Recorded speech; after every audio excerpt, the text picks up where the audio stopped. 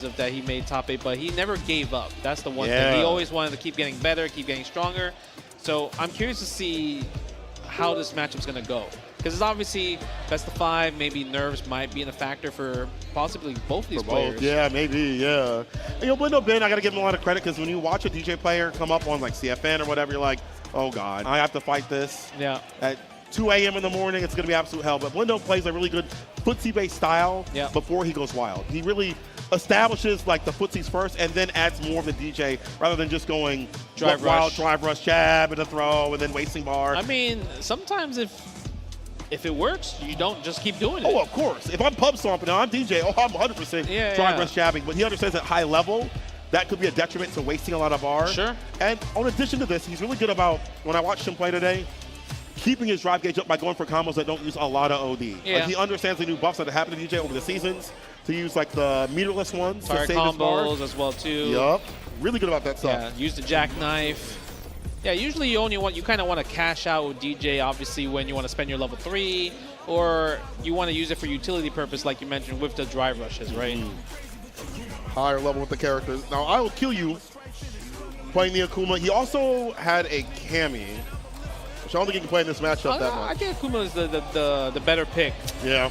Yeah, Akuma might be the better pick just because, like, if you are Akuma, you're going to do a lot of damage. And also against DJ, like, who likes to drive rush forward a lot, right?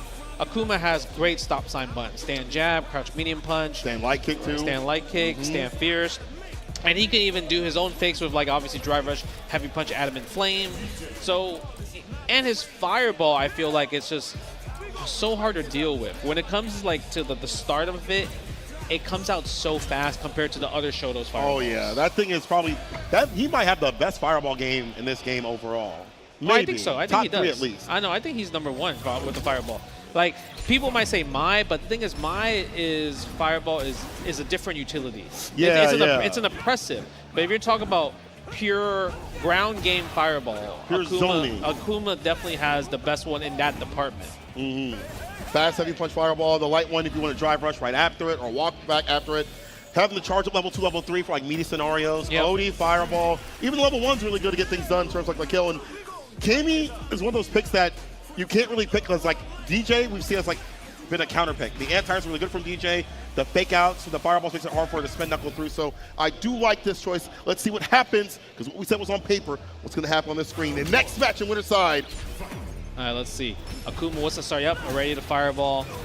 But the thing about DJ, like DJ is also like, if you are too predictable fireballs, he can do his own OD fireball, right? And to get and it also launches to get the juggle combo afterwards. Ooh, nice confirm from the drive rush standing medium punch though. Charging the fireball, trying to see if he can react to it, steal the turns, especially with that demon flip fake right there. Yikes, the light one always gets people flinching. Big Tatsu to maximize the damage, backs up, cross-cut DP, can't lead for free. One more touch, a tap. We see a lighter buns and a DI against that medium kick. Sobot, the level 3 behind it to save you. Yeah, that's the hard part because DJ likes to use neutral Cellbot a lot, right? But the thing is that like it loses to drive impact, especially if it's a good read. Nice check with the medium punch right there. Not even crouch medium punch. Using the close range medium is insane there. Spend the level 2. Gets the wall bounce right here. Hit him with a you can't see me. There it is. Crouch fierce, adamant flame. Empty crouching medium punch. Not going to go for the throw right after. No big deal though. Yeah. He's playing really good. Like the way he's controlling with Akuma, it's really strong. It's kind of what shows like how Akuma is like a top tier character, right? Yeah, very active with the buttons, the fireballs. He's actually being so impressive that he's building the bar up. He already took away the drive gauge, and from there, what do you do in these scenarios? Stand fierce, adamant fist, harassing him with the corner continuously.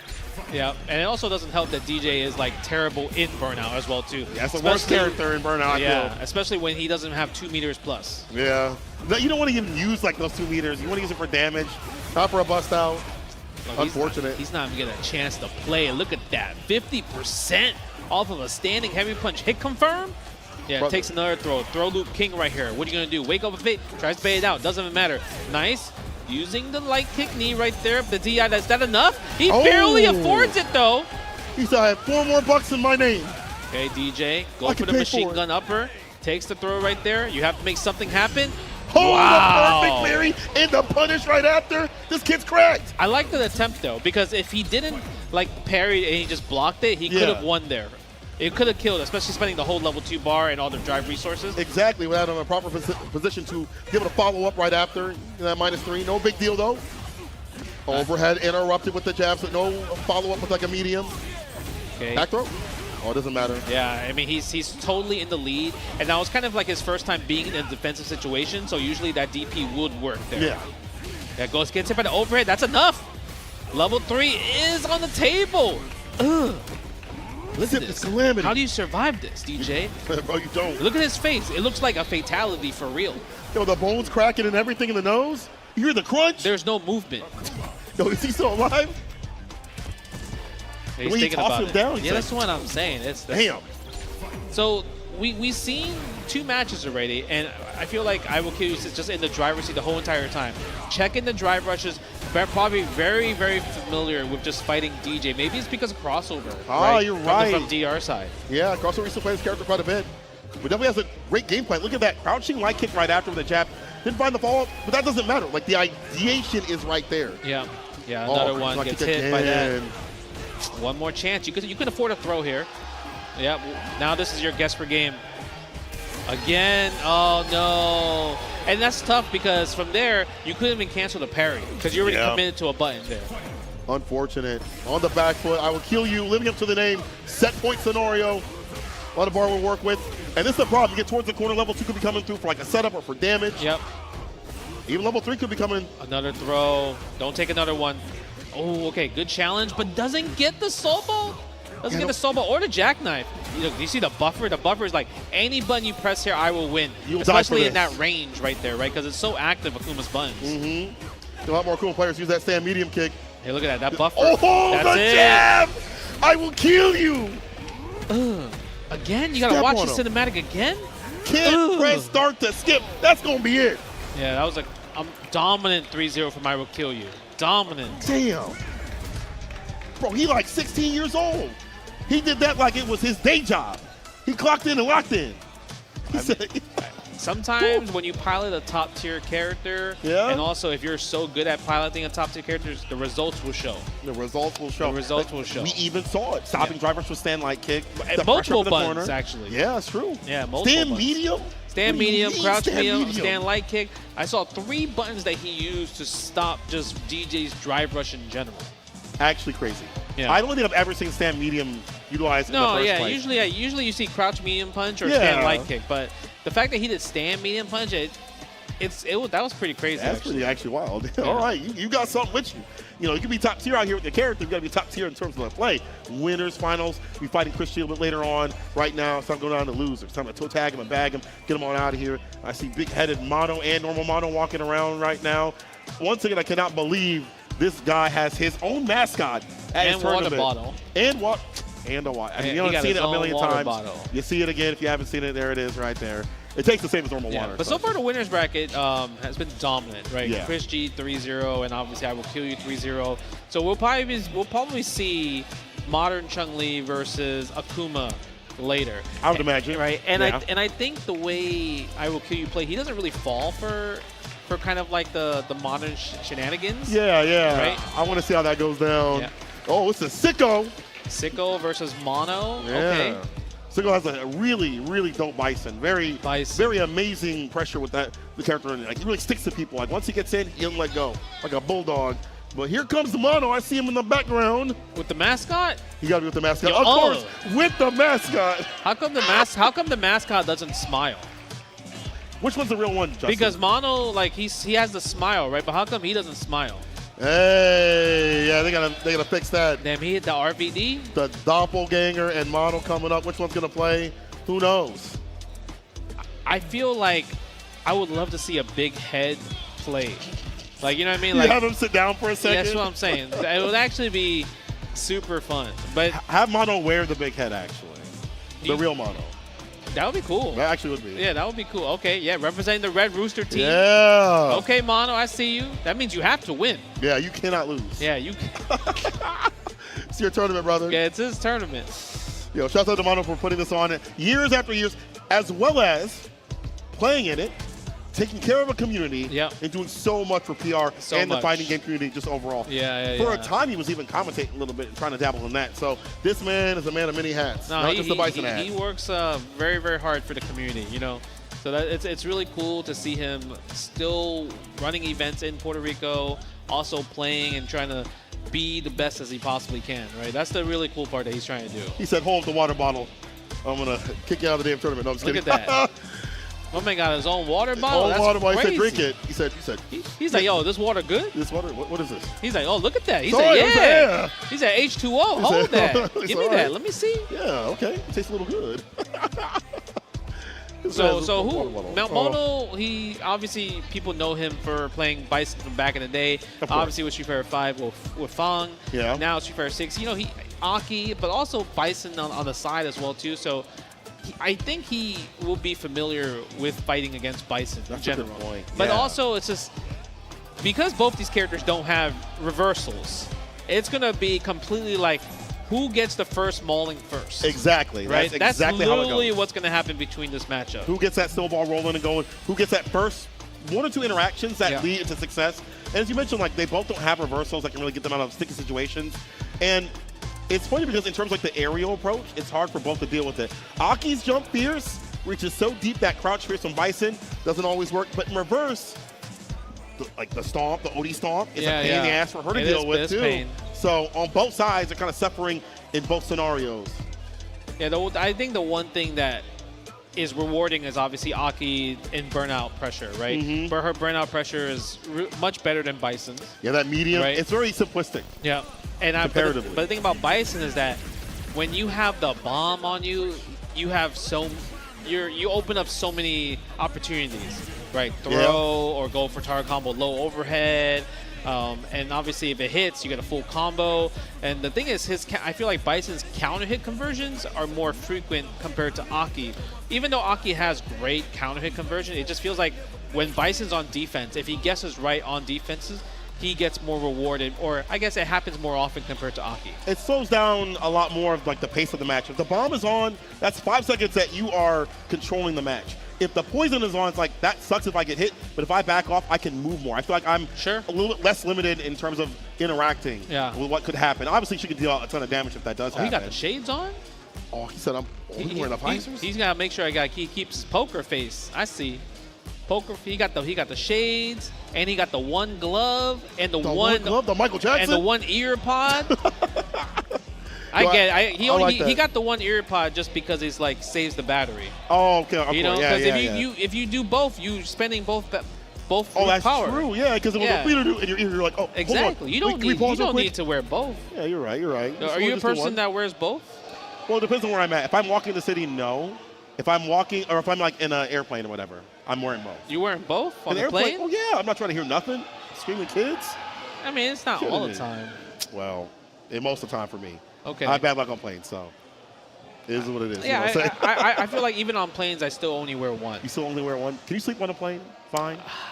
I feel like I've been getting nerfed. You've been getting nerfed. What happened? happened? As you get older, the patch notes it worsens. Yeah. It's at 60% now in terms of staying asleep. Yeah, I've been on jet lag, different hours for at least 3 months now. I don't know how you're awake right now. You just came from Japan. Yep. Before that, where else were you? Somewhere else. You probably don't even remember, do you? No, I was in Japan pretty much one in September, one in October. Oh, so you came back, tried to fix it, and then I didn't try to come back. I didn't try to come back to fix it. I just came back because I had to go home. Oh, your family. Okay. Yeah. And then bring my family along to Japan the second time. Family trip, yeah. Family trip. Got cooked. It was fun though. Yeah. It was fun. Played Street Fighter. I played Viper when. Yeah, I was in Japan when Viper came out, so I was just playing ranked in Viper. It was really fun playing that. Everyone plays modern when in the beginning though. Really? When you're trying to level up to like the beginning of Master, it's just mad modern players. I feel like that makes sense because every time I watch like a lower ranked like player in Japan, they're always running into like a ton of modern players. Yeah. Even like low master and stuff like that. Yep. So popular out in Japan. And you also had the burgers like we talked about earlier. I had the yesterday. street burgers, yes. Chicken was the best one by far. Chicken was the best one. Yeah.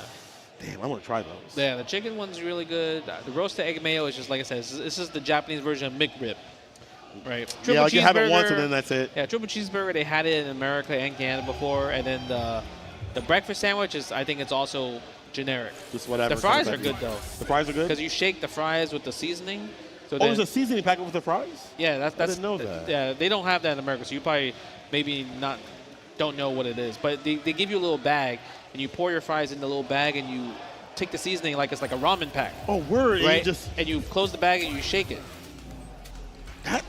What, yo, McDonald's. That's tech. What are we doing here? That's tech. Can we get a little bit of seasoning? That's godlike. I like seasoning like that on a fry. You know what I'm saying? Like that's usually comes like from like a restaurant or something like that, or maybe a more a blacker restaurant, if you feel me. Some of the more Ebonic restaurants. Okay. Yeah. Okay. Put the seasoning on the fries. They're like Cajun seasoning. Yeah, like a Cajun, like an Old Bay's or something like that. Old Bay's good. Old Bay fries are solid. Those are fire, bro. You get me hungry as hell. I mean, there's Old Bay's out here, but there's definitely a lot of food out here in Puerto Rico. We've had a great time eating a lot of the food. I went to the cafe place. You should go. It's like 24 hours. Had some at our house. A few other places I've gotten some food from here and there. Even the food at this venue has been decent. First of all, the only time I seen you eat like here was you had like just regular chicken tender and fries. Okay, that's in here. All you had. But I've been walking outside. I had a mofongo. Para main stage, Sebas. Pardon me for not going to Old San Juan like you and having time to do so. All right, well, I had mofongo too. I'm just saying, I had a pernil. Like I had authentic Puerto Rican food. You had basic convention food. Okay, well, that was one day, and I was hungry. All right, I couldn't leave the venue. I had to commentate. Justin, how dare you? And you didn't go to the cafe place with us, so you didn't see what we ate out there. It was good. The one last night. Was it the 24-hour Seba, one? para main stage. No, that's the our house. Yeah, I mean, I was. I FaceTime with the family, and then all of a sudden, next thing I know, it was 2 a.m. So that was just, I got smoked. You got cooked? I got cooked. I got smoked. But I went to Old San Juan. It was nice. I really enjoyed walking around.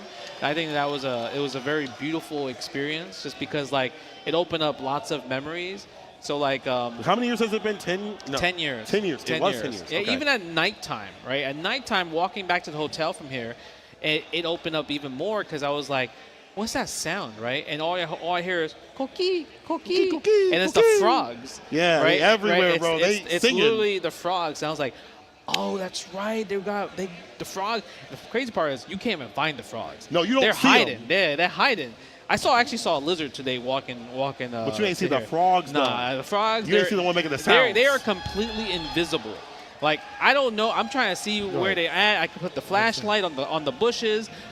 Where the sound coming from? I guarantee they got random speakers everywhere in Puerto Rico that just says coquis. It's a guy in the cookie. Yeah. So I've been here. I even got baited. I got baited. When I was in Old San Juan. I went to a souvenir store and I saw the coquis as a little souvenir thing. I bought one because I got baited by the real one. You're not gonna be able to see a real one. Yeah, I got baited. It's a myth. It's a myth. It's a legend. There's a lot of I feel like myths and legends here. Like even for old school lore for Puerto Rico, there used to be an amazing Marvel vs. Capcom 2 player named White Knight. People talk about him a lot, and I have never seen him in my life. You've never seen him? He entered a tournament, but he didn't come. Oh. I've never seen him. You've never got to play him. I was so excited because I'm like, I'm finally going to get a chance to play him, and then he didn't come. I was really sad. It's all legend. It's all myth. It's all rumors. He's probably watching this right now and like, just you wait, Justin. Next year, I'm going to get you. That would be cool. I mean, like I said, it's fun in games. What teams did he play? What did I don't know. Oh, like nobody knows? They saw the name. It's like the local community knows. Oh, okay. Like, yeah, he's so good. He plays this and that. But I have never seen any matches. Any White Knight at all or anything. Never. No YouTube. No, there was VHS, no no YouTube. nothing. There was no YouTube back in the day. Well, you know what I mean, like the uploads to the old YouTube. You know what I'm saying? You mean like SRK forums? Yeah, like that kind of stuff. Yeah, like it's. Yeah. I wish I could have fought him. It would have been really cool because it's one of those things like I know he was playing like since like early 2000s. Right? Okay, so he's been around for a while. Yeah, even when I talked to like PR Ball, he's like, yeah, I met White Knight, I played him, blah blah. He's so good. Yeah. And I'm like, where is he? Yo, Rod, are you lying to us? Like, what's going on, bro? But all the old school PR guys tell me the same thing though. It's just like the Koki. First of he's all, there, but we can hear him. We can't see him. Crazy part was I wasn't even gonna enter, but Mono hit me up. And, we had a little Discord call. Yeah. He's like, "Hey man, you know how he says like, He's like, you know. And he waits for a second. He goes, you know. Yeah, White Knight. He joined the tournament. He won, and I think you should join." And I was like, "Yeah, sure." All right. Yeah. And what happened? I don't owe you a drink for that one. Maybe he's busy or whatever. Some things happen. It would have been cool to play. Yeah. That's all. We want to see more people come out here, as they should. If you're watching at home, obviously you're not here, but you should be here next year because there's so much to do. The games are tons. There are many things to do. There are many setups that are not just game-based. There's a whole artist alley. There's like different places to sample foods and things like that. All the great sponsors that we had out here. Even just outside this venue, there's like a whole outdoor mall that's like to the left of us. Yeah, They have I actually walked through there. It felt like City Walk.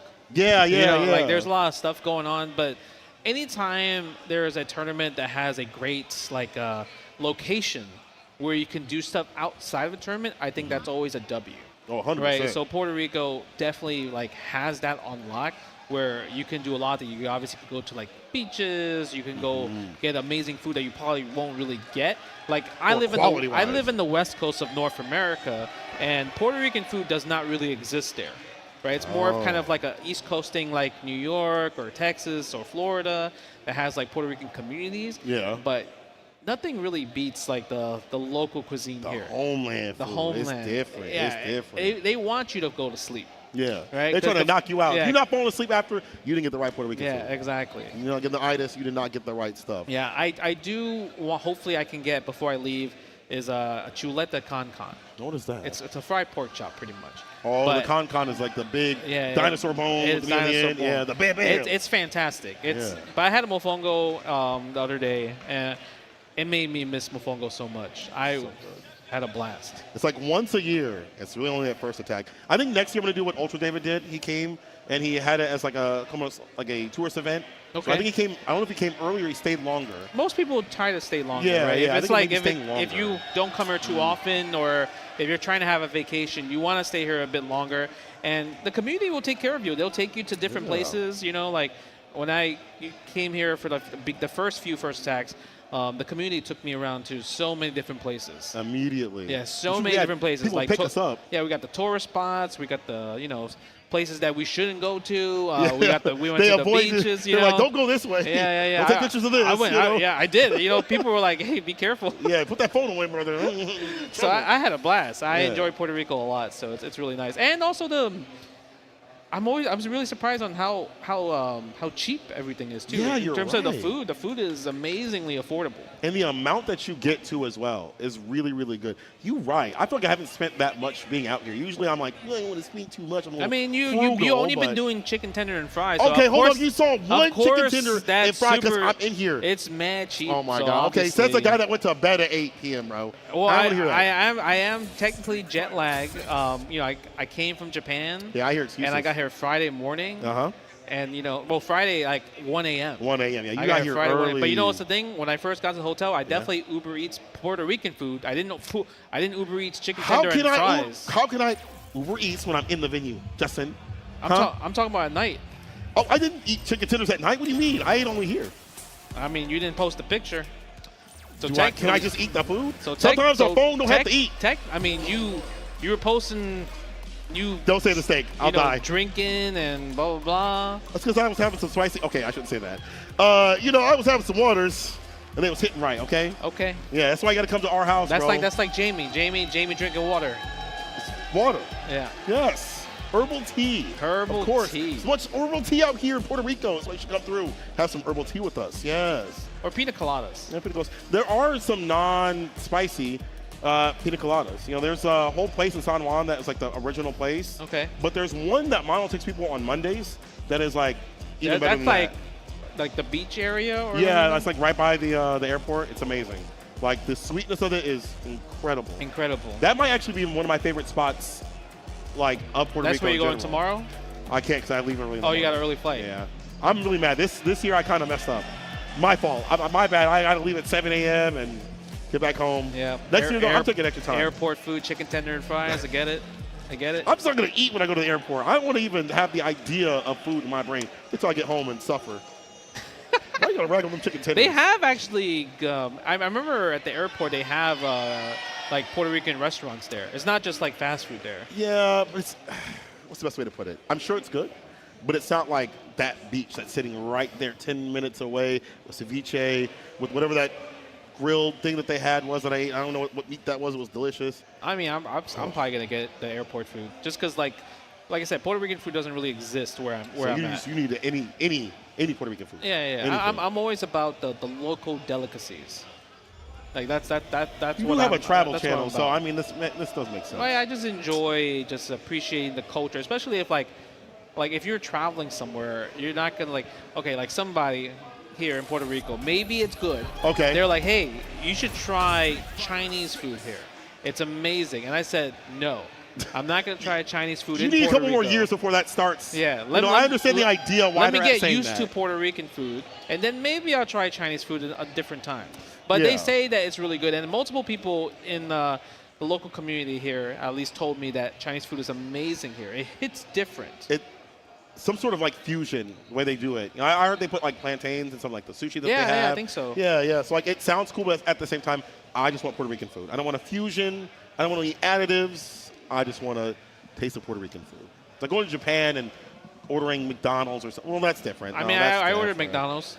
I guess that's different. Street burgers.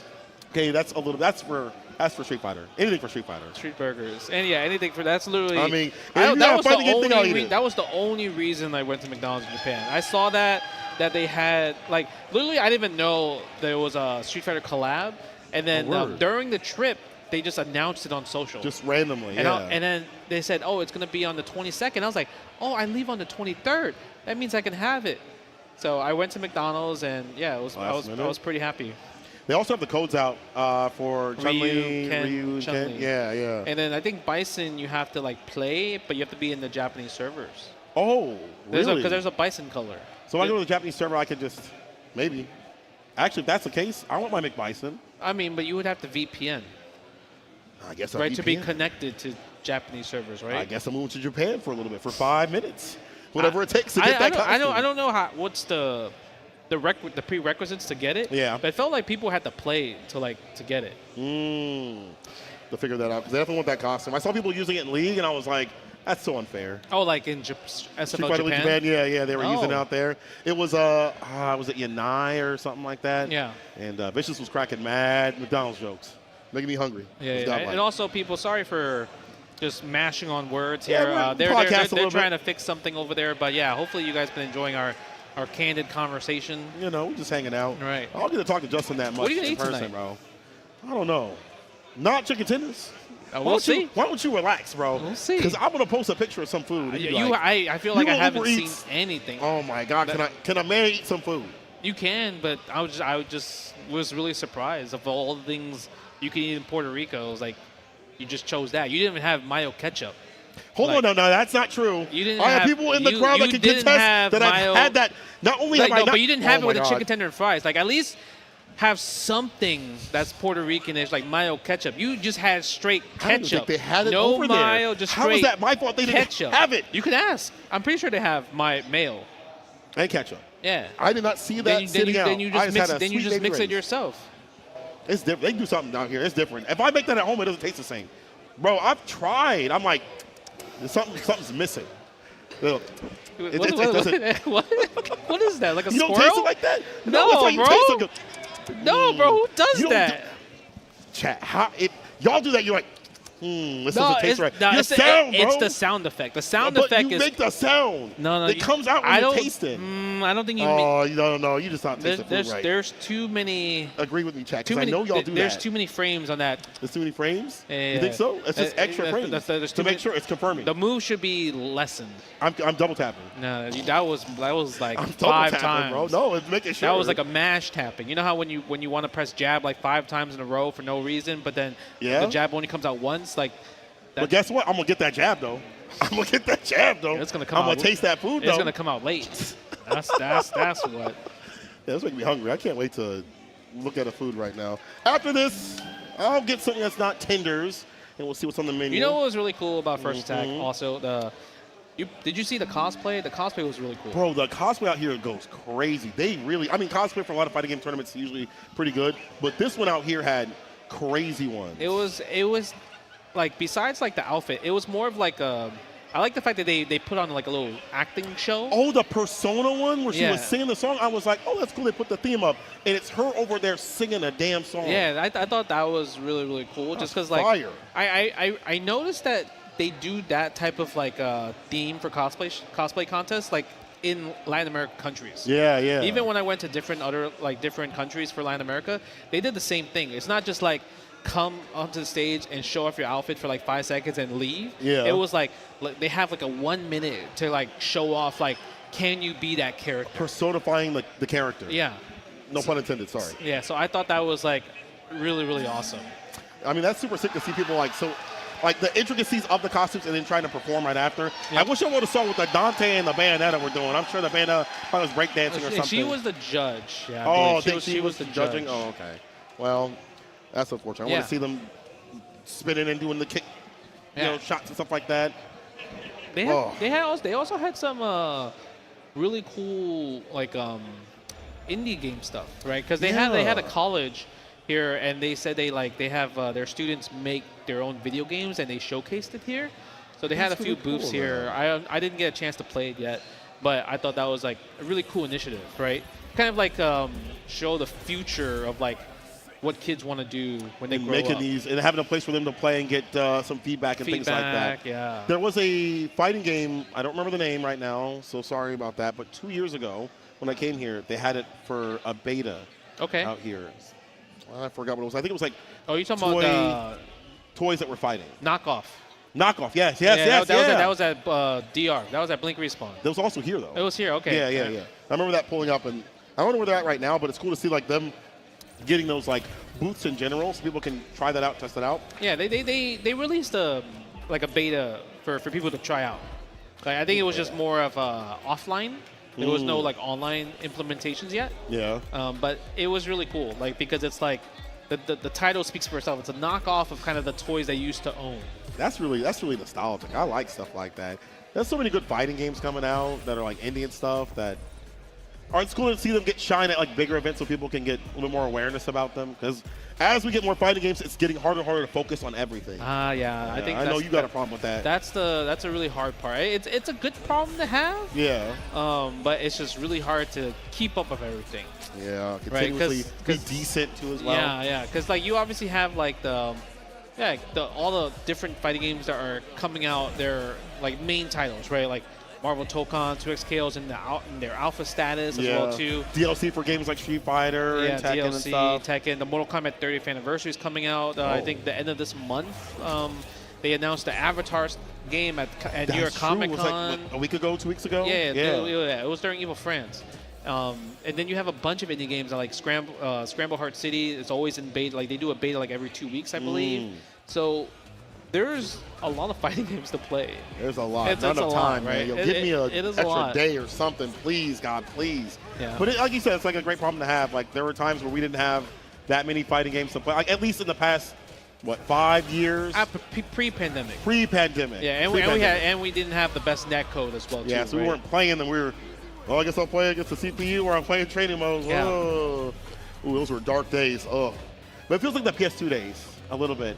A ton of games coming out. The quality is better, it feels. But even the quality of games besides fighting games, there's just too many. Yeah, that's true. Yeah. That's why you're talking about tactics recently. You're like, why is it so deep? No, it wasn't because it was deep. I was like, why does it take so long to get started? Oh, to get going? Because the thing is, like, it's an old school game. Yeah. So because it's an old school game, they take longer to get into. Oh, for like the build up, for like the build up. But like, because now they make a lot of games where it's like it shortens your attention span. Yeah, you get the slot gets to you. Yeah. So I realized that I'm like, damn, I'm in that category now. The slot. I just want to skip and get to action. You're like forgetting the story, even though it's all pertinent and things like that. I was really sad. I was super excited for tactics, but then I played for like an hour, and I just didn't have too much fun. I think it's also because like I don't have too much time to invest in those games. Yeah. Right? So because of that, it's like that's why I love fighting games so much, because it's literally like 3 minutes. Like right? jump in and then get in and get out, play the training mode a little bit. Yeah. Yeah. So I think that's the one thing that I appreciate just now, of just how many games you can play. Like you can even choose whatever, pick your poison, that type of thing, right? Just suffer if you're trying to play everything, unfortunately. But you know what? Again, good problem to have, at least with the video games and fighting games. I know when I leave this and I go on this on the plane, I'm going to play a little bit of tactics. No, you're not. You're going to play a little bit of Catamari. You're going to go to sleep, battle, bro. You're going to go to sleep. One battle. No. You know why I'm not going to sleep? Because there's going to be a kid on the other, right behind here on my seat, doing Mike Tyson on my damn First seat. of all, that must mean you must sit in the middle or something. I don't know. But the biggest cap is literally people trying to bring their Steam Decks or their Switch 2s, and they're like, yeah, I'm gonna bring this and play on the plane. 9 out of 10, it don't happen. You just sleep. Man, don't curse me like that. Close your eyes. You get I tired all of a just want to sudden. play one battle. All I need is one battle. That takes about like an hour and a half anyway, so never mind. I mean, the beginning it doesn't take like an hour and a half. It's just more just like, it just takes a long time to level up. Well, for me, it takes a while. I overthink a lot tactics. I love that game, but I overthink, bro. Yeah? I'm bad at RPGs. I love them, but I'm bad. I'm like, I don't know if this is going to work out. It ain't that serious in the beginning. I know it's not, but it's serious to me. It ain't that It's serious to me, bro. I'm not trying to lose nobody. I'm trying to die, or I'm trying to be a perfect strategist. No, that's Even though you just attack and you you have 4 spells and that's it. Yeah. You have you don't maybe have a 5. spell. It's just attack. You didn't even level up the class yet. You don't even get the second class Bro, yet. I have a time mage right now. That's how far I am. A what? A time mage. Oh, okay. Yeah. So I'm a little bit further in chapter 1. I thought you were talking about like you want to open up. No, not the open. I'm a little bit further in. I got a time mage. Okay. At that point, so I'm not like deep, not even 1/4, but I'm there to open up a little bit. So, but I'm still like, nah. What if I could just hit him with slow? It's like a random mob that doesn't really need that, but it's like the I invested. So I had a Steam Deck for a long time. Yeah. I started playing on it recently because I was like, hey, I might as well try something, interesting. So I was in Japan with my Steam Deck, and I was using public Wi-Fi to play Street Fighter 6 Rank to see how it is. That's your hero, people. See how it is. That's your champion. It was literally 10 out of 10. The netcode's crazy. It was actually on Steam Deck and everything. And it was fine. People were accepted and rematching Bro, and stuff. I was in the middle of the lake near Mount Fuji. And you were still getting signal? Playing on the Steam Deck, bro. They got a tower out there? Yeah. I recorded the whole thing, so it was pretty funny. You know what? I reversed what I said. Never mind if the internet's fine. They rematched. That's on them. Must have been good enough. Yeah, I think it's just yeah, I think even with the Switch 2, I could see people just playing on Wi-Fi on the train, playing like Street Fighter 6 or Guilty Gear Strive, and just having a blast playing online. Because you could play a few rank matches during that time. Yeah, I guess you could, or rage out in the middle of like a public area. Maybe. Someone just throwing drive rush jab over and over again. Maybe. Getting throw looped. Like Yeah, maybe. Yeah, maybe. Yeah, we're getting things settled. Looks like they're up there doing a little tech check as we continue our podcast. Hopefully you've enjoyed First Attack all the way through from yesterday, because we only had a 2-day tournament. Friday was kind of hangouts and chilling out and getting ready for the event. Yeah, I think so many events that they have. Right? Obviously, it's not just fighting games. On the left of us, they have Marvel Rivals. Yep. They also had Beyblade. They had a lot of people playing Beyblade. I think they have TCG as well over there. And yeah, they have 4 stream stations, right? And they were doing Smash, Ultimate Top 8. Earlier, you were commentating Street Fighter 6 over there. Yep. I did Fatal Fury yesterday as well. Tekken 8 happened, 2XKO happened. So yeah, they just try to run everything because obviously, you want to expand as much as you can, bring in new audiences, bring in new people. Hey, maybe somebody from Marvel Rivals or Fortnite, they're like, hey, these characters look interesting. I played Ryu in Fortnite. Maybe I can play Ryu in Street Fighter 6. You have the Fortnite dance if I win? Maybe not. But you can get something similar, possibly. So, yeah, you want to cross-pollinate a little bit. Let people see what's going on playing the fighting games. That's why I like seeing events, like you said, have extra games on the side, but also seeing fighting games at events that are not just like fighting. It's like a PAX. Yeah. Like a Dream Hack, so people can see, what our energy is like, That's very, very important. I'm glad that we get more of this stuff. And I hope that people get to come out and enjoy. If you're done with the fighting games, you can go play some cards over there. I actually bought some cards recently. I did some with Final Fantasy. Oh, but, like the Magic Final Fantasy. Just to have them. Maybe I'll play later. You know what? We'll see. Maybe not. I don't want to touch them like that. I heard like their currency for the cards went down. Oh. Like in terms of like if people were trying to like sell the cards or whatever, it like plummeted compared. Like Pokemon obviously is on a super high. Is it cheaper? No. Oh. Like if you're trying to like make money off of it. You can't. Trying to sell them. Oh, okay. Like well, it's you like you lost your investment already. That type of thing. Dang. Well, I'm not doing any of that. I'll tell you that right now. I'm just going to try to look at the artwork on the cards. In fact, they have a lot of card vendors here. Don't say that. They do. Have you not walked around? No, I did. I just don't remind me because I don't want to have to buy. There was card vendors, like at least 3 vendors has like the latest like Pokemon, Yu-Gi-Oh, and Magic the Gathering stuff here. Okay. Well, I'm going to go check that out actually right now. In fact, let's take a quick break. I'm going to go check that out. We're going to come back with more Street Fighter 6 right after this. We want light. Get over nightmare.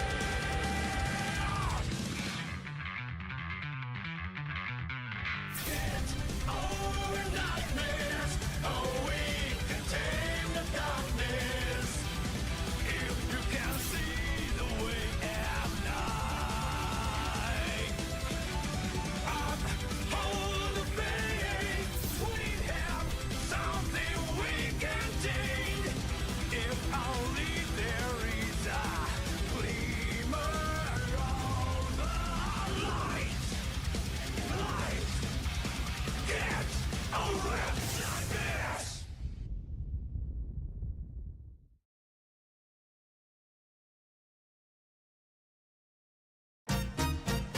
Oigan mi gente, lo más grande en Puerto Rico, siempre me hacen sentir un orgullo profundo. Mi gente, de generación en generación presente, cumpliendo 55 años, ahora al frente. Mi gente, mi gente, donde mejor se encuentra.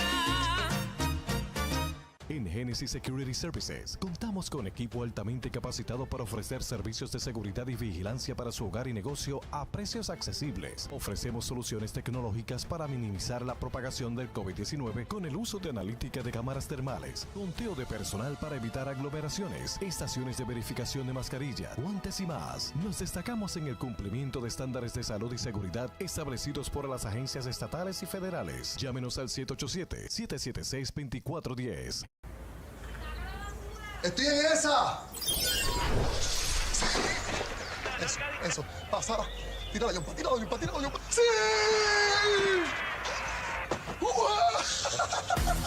Con el Internet de Liberty, tu vida no tiene barreras, porque nuestro nuevo router con su tecnología Smart Wi-Fi optimiza tu señal para una excelente conexión por toda la casa. Estamos tan seguros de nuestro Internet que si no estás satisfecho en 30 días, te devolvemos el dinero. Liberty, contigo siempre.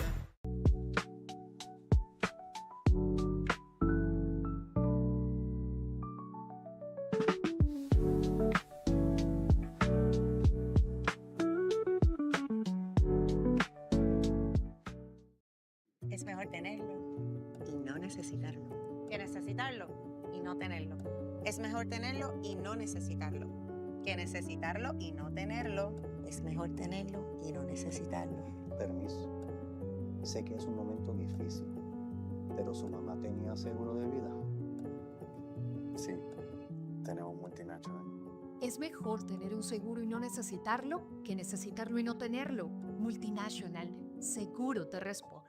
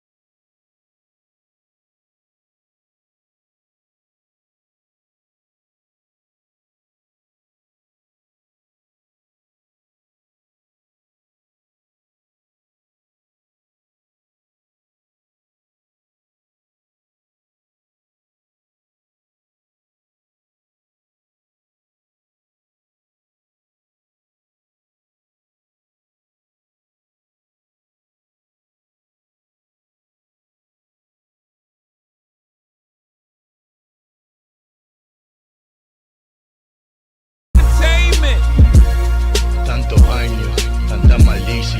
So many bad things. Todo lo que vivimos, todo lo que hacemos. All that we live, all that we do. ¿Me entiendes? You understand? El malo. Say hello to the bad guy. The world is yours, scrolls across the blimp. I stare in deep thought, ash my port, then start to grin. Feeling like Tony on top of the steps. Gun in hand, hot metal with my flesh. But you niggas can't kill me with bullets. Man, I'm far from a De Palma flick. More vivid than Scorsese footage. I'm a hoodlum, a mobster, bad boy, good fella. Godfather to none. I'm not responsible. Raise your own sons. Yeah, I don't need that shit in my life. kids trying to be like Mac. They used to want to be like Mike until they hoop dreams deflated. They see me double park the coupe on the pavement. Real niggas pop bottles celebrating that I made it, while most hate it and can't fake it. I still read between the lines of their eyes of their brows, and it reads hatred. Man, they ain't make it. The long arms of the law bear hugging them. That's where the larceny sets in. They heart get dark, it's puzzling. It's a wonder how they mother still loving them. I start bugging when I see a real nigga fold under pressure. Take the stand and point at his man when it was all good yesterday. Who started this shit? Me. So who I trust? You already know. Hey, fuck Curtis Douglas and fuck the Supreme Court. Fuck them all. I'm burning those cockroaches. What they ever do for us, huh? Look, man, it's time to expand. New York, Miami, Philadelphia, the whole operation. Bear witness to the greatest, fresh off his hiatus. Not guilty, headlines on the city's paper. Yes, acquitted of all charges. The plaintiff looked nauseous in the courtroom full of bosses. The game of life, you just lost it. You can't win without the pieces to it. Gassed up by the DA and police influence. Heard the verdict, got nervous and released his fluids. Outbursts in the courtroom, the judge loses all order. Niggas getting hit with contempts. Get up slow, exit the courtroom, rushed by reporters from channel 3, 6, and 10. Cameras flashing, the streets packed, and I'm just laughing. Advised by my lawyer not to speak to press. No more comments, please. Any questions that concern me, just address my attorney. This is bad. This is so bad. You die, motherfucker. I tell you not to fuck with me. You wanna listen? Look at you now, huh? I got a lawyer so good. About tomorrow morning, you're gonna be working in Alaska. So dress once.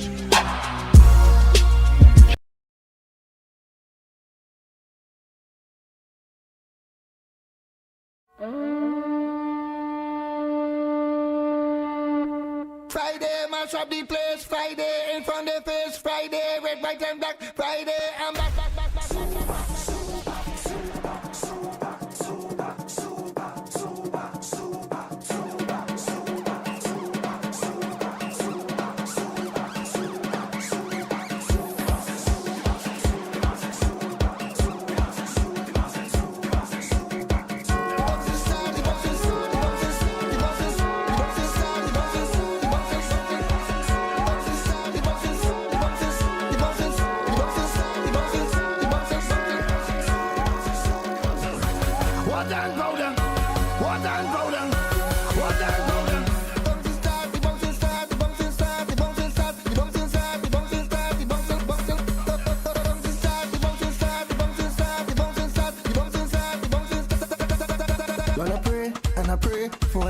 Like today, bright and shining, soca glory. Everyone with a flag and a smile on their face. Lordy daddy of every creed and race. Lord, phenomenal, lovely atmosphere.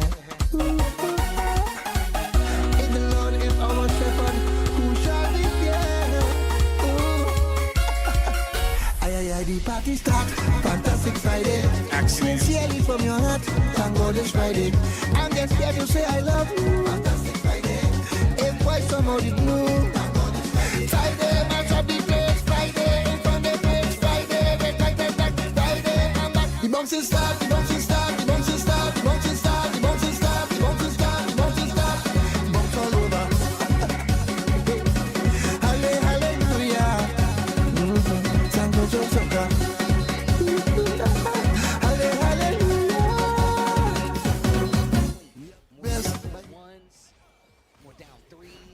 Searching for the hop kick, finishes the string, heat dash extension. 1 round away right now for Edge to put JDCR on the loser side of this tournament.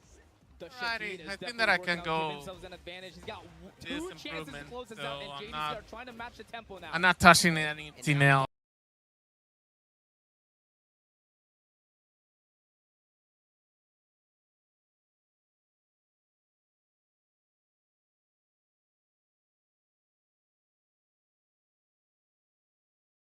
Ladies and gentlemen, kings and queens, we have arrived here for Tekken 8 Top 8 here. First Attack 2025 San Juan.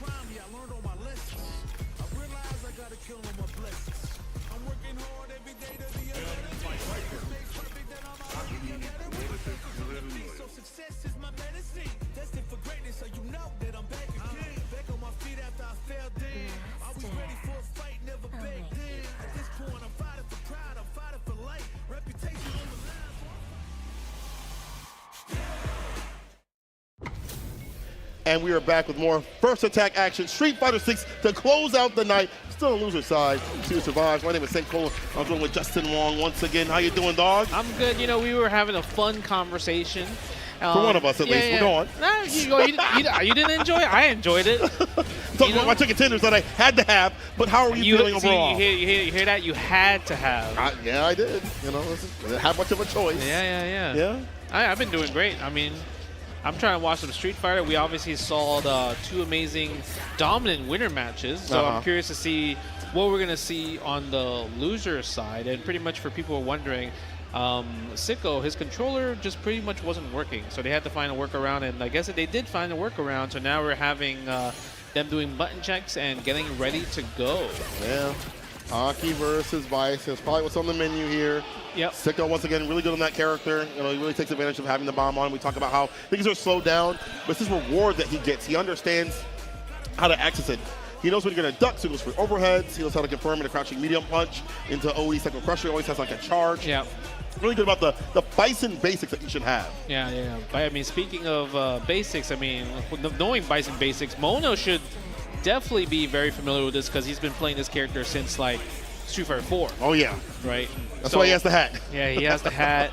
And it's like one of those things, like, even if, like, Aki's his main character, it's like you probably went in the lab, you probably tried out Bison and everything just because, like, you used to play him and see maybe it's like I could go back to him as my main. Yeah. But obviously, he's still playing Aki and seconds Bison as well, too. So it's like, does Sicko have enough Aki knowledge? That's the real Oh, the reverse. Yeah. That's hard because it is hard to find, like, consistent Aki practice besides Carcinus over our state side. You know, we have Campaign, but they're far and few between in terms of, like, high level. Yeah, let's see.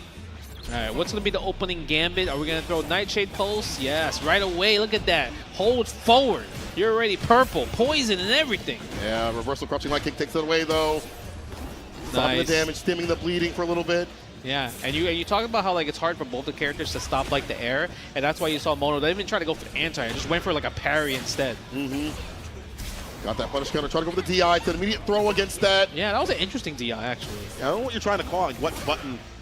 Oh. Yeah, I'm curious if that was, like, kind of like an input error for maybe for a drive reversal. Oh, you might be right. That does happen quite a bit, so you have to hold it. Yeah, look at this poison right here. Gets the stand medium kick.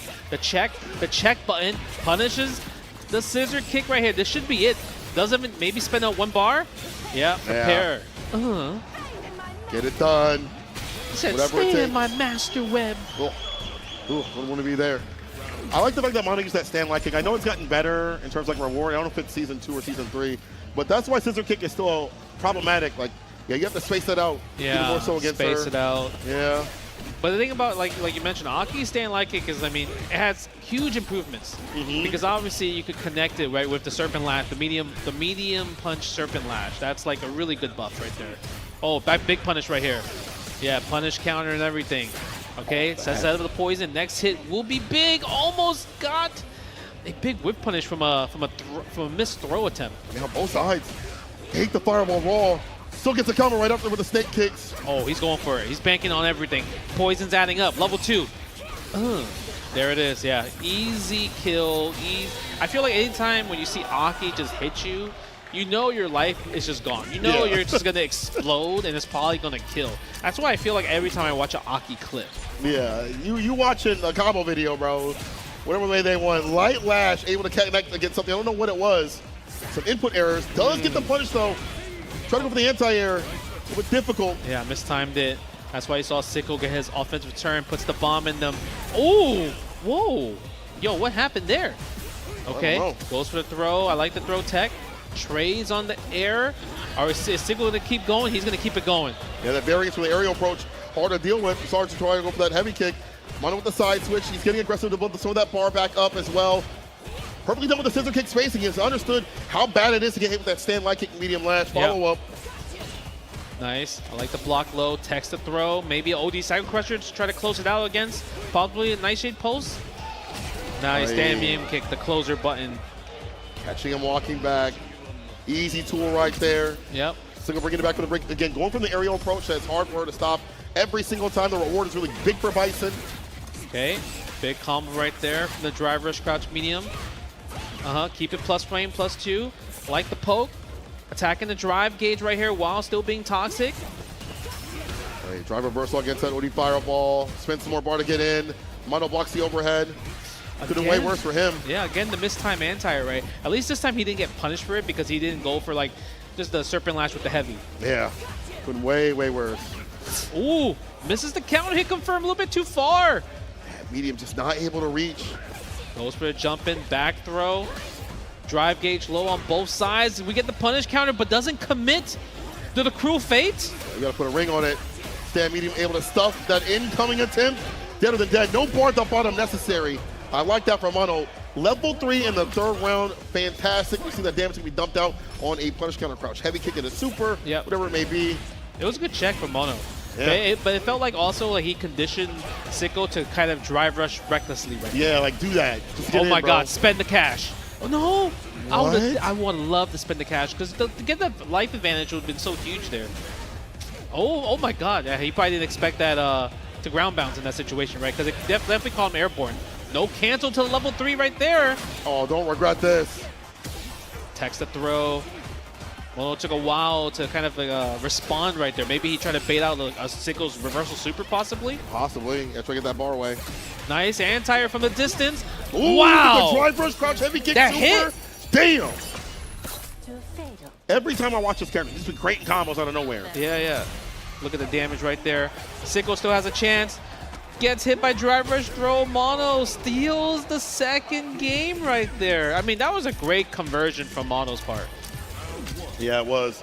The awareness to do that too as well. The super sick, that crouch heavy kick into the super follow-up. Yeah. Things that you just don't typically see, but the awareness. I mean, he's always kind of had that when he's played Fang. Yeah, that's true. Like, I guess you had to have that skill. Yeah, that knowledge to be like, this is going to hit here and here. Like, whenever you, I've only played him in 5, and it sucked because he would hit me with some stuff. He's like, yeah, if you press a button here, here, and here, you'll get countered. I'm like, how do you know all these weird interactions? Oh, you're talking and about when stuff you're like fighting against like Mono's Fang. Right? Yeah, back at 5, yeah. Man, you know, I hate that character. Well, I think it's because even Fang players don't know when their turn is over.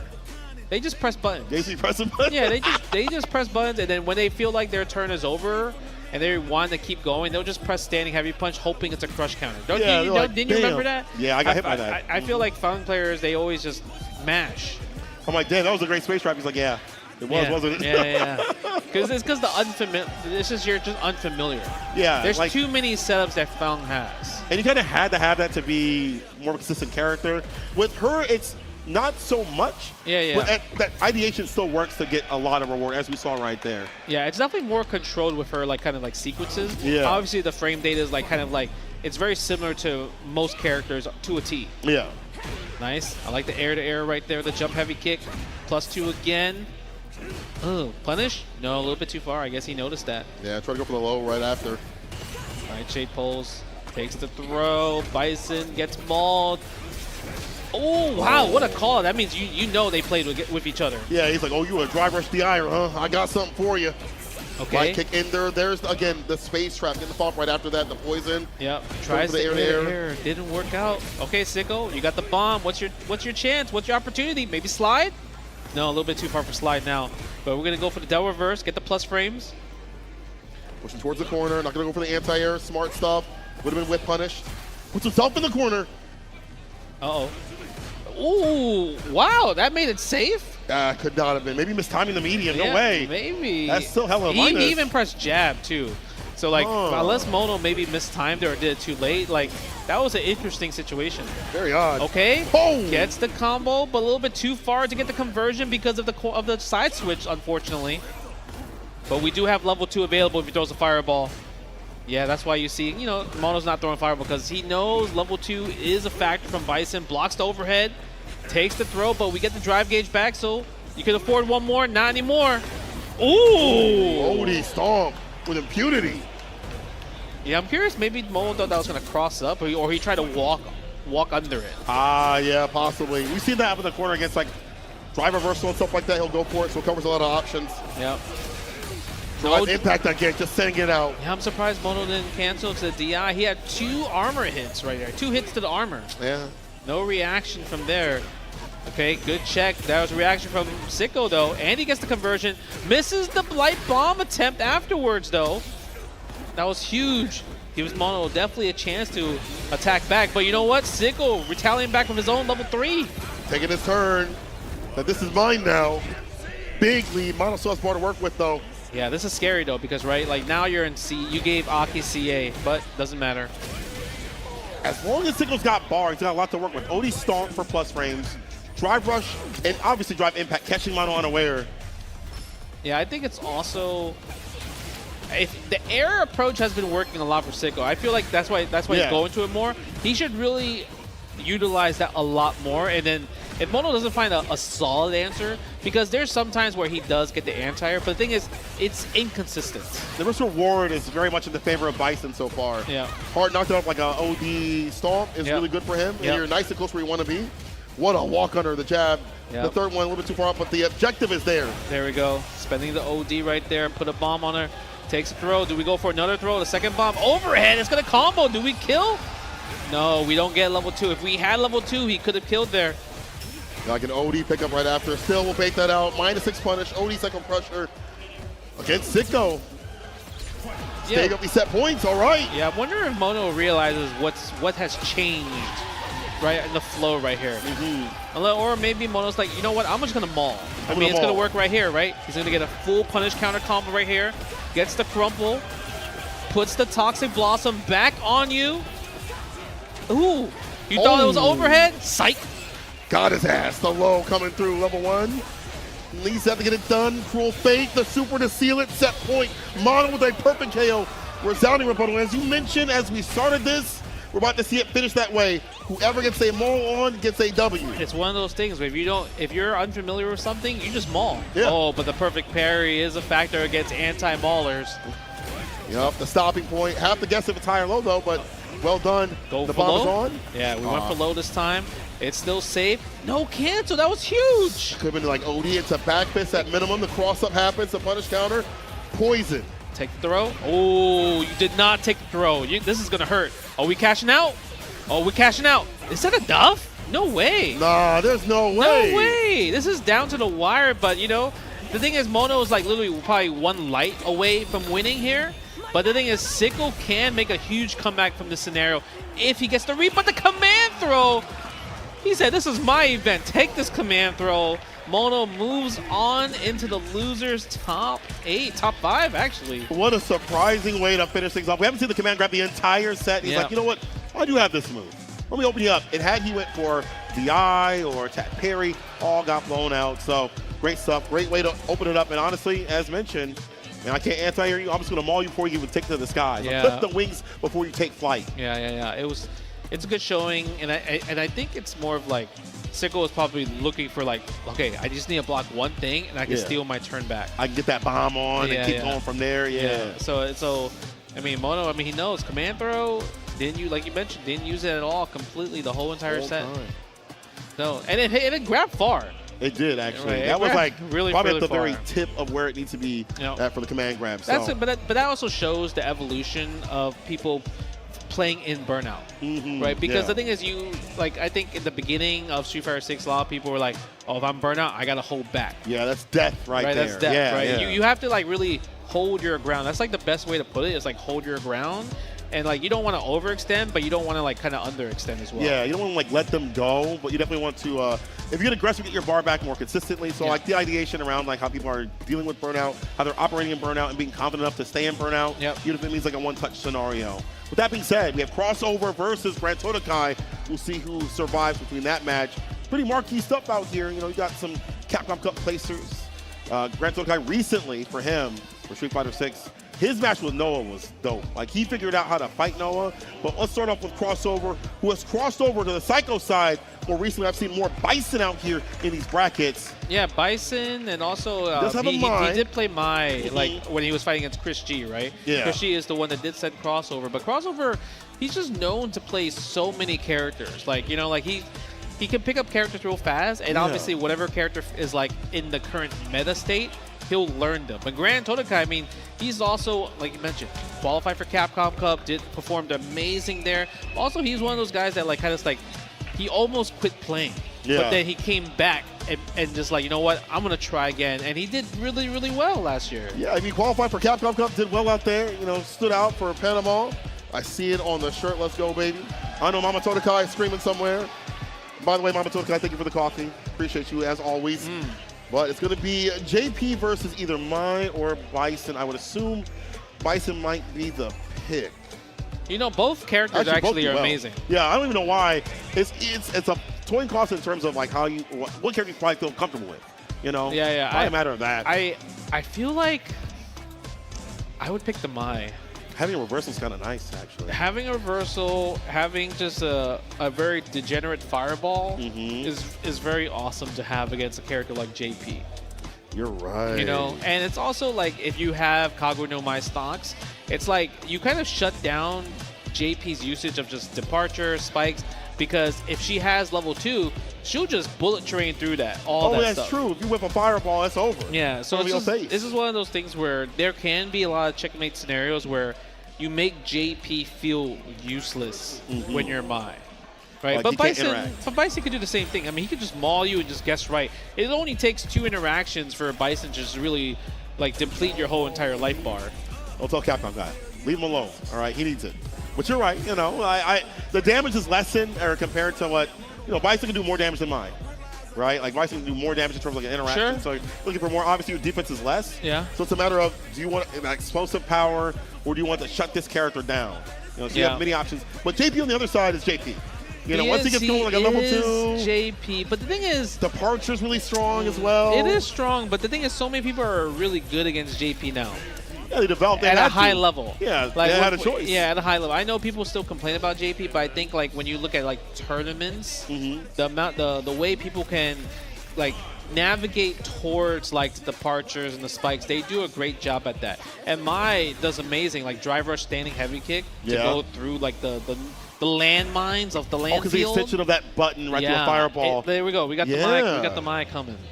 Yeah, so I think that's kind of what Crossover is going to use. They're like, okay, these are the spots that he likes to do, like XYZ sets up shop. I could drive rush through the middle of that and get the punish counter crumple with standing heavy kick. Yeah, and get your damage from there.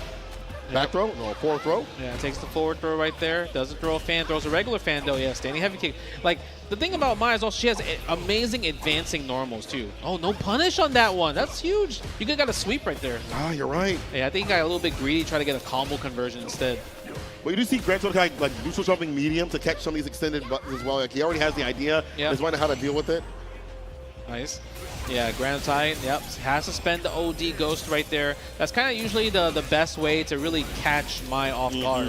Use OD bar, especially if you're like, you sort of character like a fireball that's like pretty fast moving. OD fireball's the way, and then for him, he sets up the departure to lock down more of that neutral, preventing her from coming through. Yeah, because I mean, during that whole sequence where they're spending 2 bars, he's going to be able to build back that drive gauge that he spent.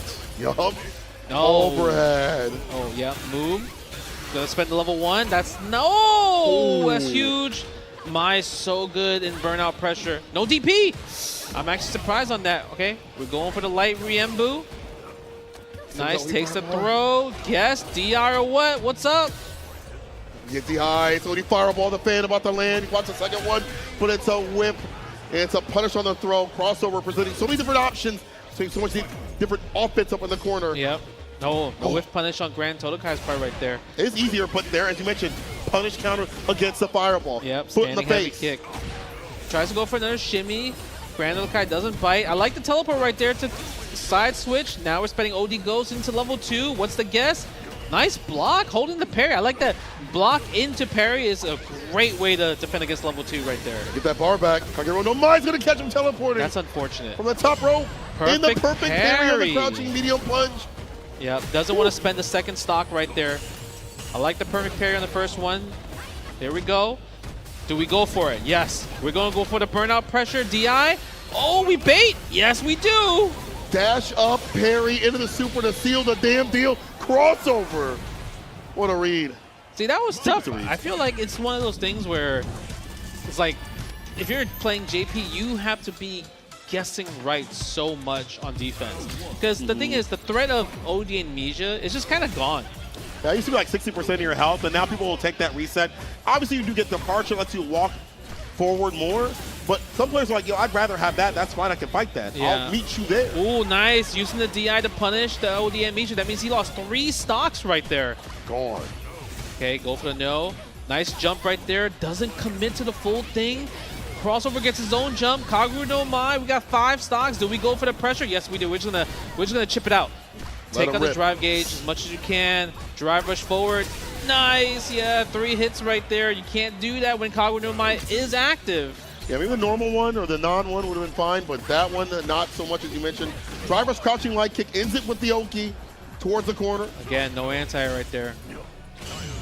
Oh, speaking of anti-airs, we went for the perfect parry anti-air. Yeah, low forward. And that's the hard part. Like, look at that. You're spending all this bar, but JP's not really getting too much mileage, right? We get a combo, able to set up some shop, maybe go for more throw attempts right here. Yeah, see, like, there we go. Go for another throw. Ooh, I like that. That was interesting. That was actually really expensive, too. Like, low jab, 3 bars. But, I mean, it worked out. Do we spend the bar? Yeah, level 2. Is that enough, though? Let's see. Let's see if it's enough. No, it's not. You have to spend level 1. Oh, he doesn't. A little bit greedy. Oh, okay. I was getting dicey. I ain't gonna lie. One back throw into, once again, guess for your damn life. Yeah. OD fireball. It's almost got through. Yeah. Almost All got through. it takes is one moment of a knockdown scenario. Nice check. Grand Todokai with the fake. Able to check the drive rush from crossover side with his own crouch medium punch. Yeah, go for the fake fan. The thing about Mai is also her fake offense is so strong. Yeah. So strong. Nice jump in though from Grand Todokai. Spending level 2, side switch or what? Are we attacking the drive gauge? Yes, we are. Yep. Set up the shop. Likes it. And he also bait out the parry right there. Gets another. Do we go for meaty? Yes. Now we're in burnout. Spend another. Snap the fingers. Oh! 2 cuts through. Oh, hold on now. This is doable. Yeah, the bullet trains. But the thing is, he's also burnt out though, so it's okay. You don't have to worry about DI, but no DP. Oh, if you would have had that DP, things would have been different. But the overhead saves the day. I want to go back to what you were saying about JP. Honestly, I do think that he is a hard character, especially to play at high level. Beyond just people understanding the matchup, I feel like this character does take quite a bit of work to get the damage potential. In 100%. the corner, it's there. But mid-screen, you're just pecking away every so often. Okay, nice. I like the little check, going for the dash forward. Yeah, the one thing is, like, if I was Grand Todokai, like, you have to think about, like, what worked? What's the reason why we're tied up? And it's because of the jumps. Like, Crossover is he's not comfortable with his anti-airs at the moment. That's so true. I would try to utilize maybe more jumps, right? I'll be getting hoppy like a freaky frog. Back Spend dash level 2. Yes, sir. Do we forward dash? Oh, he just gets hit. Ain't not much you can really do. I feel like in that scenario, like, you're going to block that out, but Grand Todokai's going to collect what he wants in blood. Yeah, I think he reacted a little bit too late. Maybe he was trying to decide, do I jump forward or jump back? Yeah. Like, so what should I pick? Drive rush back, heavy kick to open him up, ends it with the DP. Goes for another throw, not scared of Amnesia. Oh, but we bait that Amnesia this time. He's definitely going to kill right here. Yep, gets a combo. Look at that. No meter spent, just 3 OD moves in a combo. That means level 1 could be coming through to start things off. The crossover once hit, and they can harass from there. Departure. Yep. Tap your departures. OD fan, we skip neutral. Goes for the back throw. Puts him in the corner. Parries the ghost. Ooh, yeah, that's the tough part, right? Sometimes, like, that just ends up as a cross-up after the teleport. Even if you're trying to block and you maybe know, it's just like, it's really hard to cross-cut in that scenario. Very, very difficult. Even if you watch the Kane spin, at that range, it's hard to get that DP off. Yeah. Yeah, it's going to be stuck there. Respecting the departure. Standing heavy punch right there. Crossover again. There's the anti-air. Finally, we got one. So I got you, bro. Don't worry. Got these on lock now. The shimmy with the crouching medium punch. 6 frames with the quickness. Immediate super level 3. Kill the drive gauge, which is possible. Get the lead up. And up in the corner, this helps her even more. More OD fam she wants to. More access to that. Nice. Dash up throw to start Forward things throw. off. I would do another throw because if you're going to amnesia, you're going to put yourself in burnout. Oh, you're right. Nice DP right there. Ooh, another fan. Nice, the back dash. It was so good because like you went for the shimmy attempt. Yeah. But the thing is, it also beats throw and it beats amnesia at the same time. OD fans so nasty up in the corner. Like you can't amnesia in the first place. Like it's all these projectiles are anti-amnesia in the first place anyway. So it's even less of the defense that he could access compared to other fighting other characters. Yeah. It's kind of tough. Like the crossover's doing a great job at calling out when Grand Totogai wants to do OD amnesia. Yeah. So, I mean, the thing is, it's still 2-1. So let's see what Grand Totogai's answer is for this one, right? Not impossible. Yeah, crossover, drive gauge not looking good, but he finally got back to the green. Back to the caution, tries the DI. Interesting DI choice right there. What he was looking for? Maybe heavy kick, possibly as a counter poke? Yeah, maybe. Not sure. I like the jump back. Perfect parry. Sends you to the corner.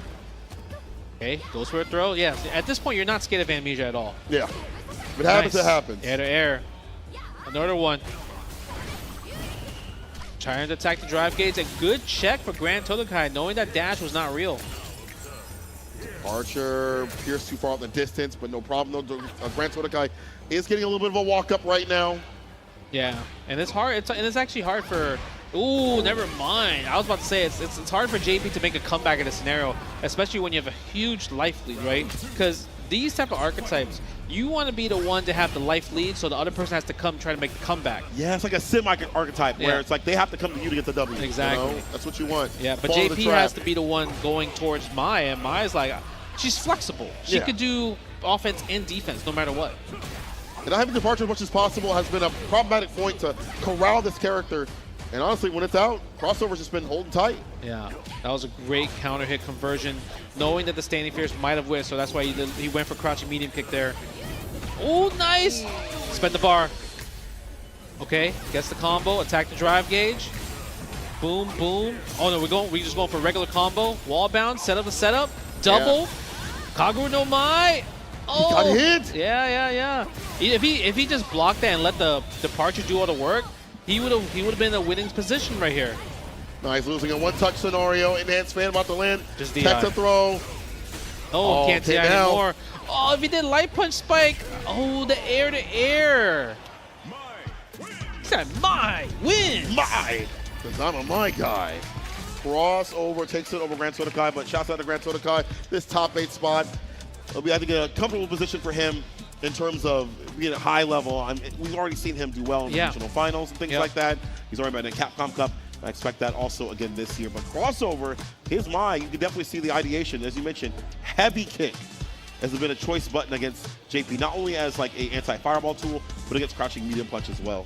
Yeah, it's just overall her toolkit is just really good against JP. But it's just the people are just really are just much better fighting against JP now. Yeah, right? that's the one thing. Yeah.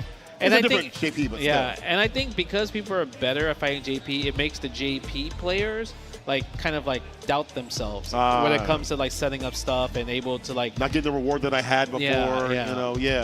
I mean, the best thing about JP is the departure. If there's not a lot of departure for the lockdowns, then you're not getting what you need in terms of corralling a character. If they have ways around that, then it's kind of hard.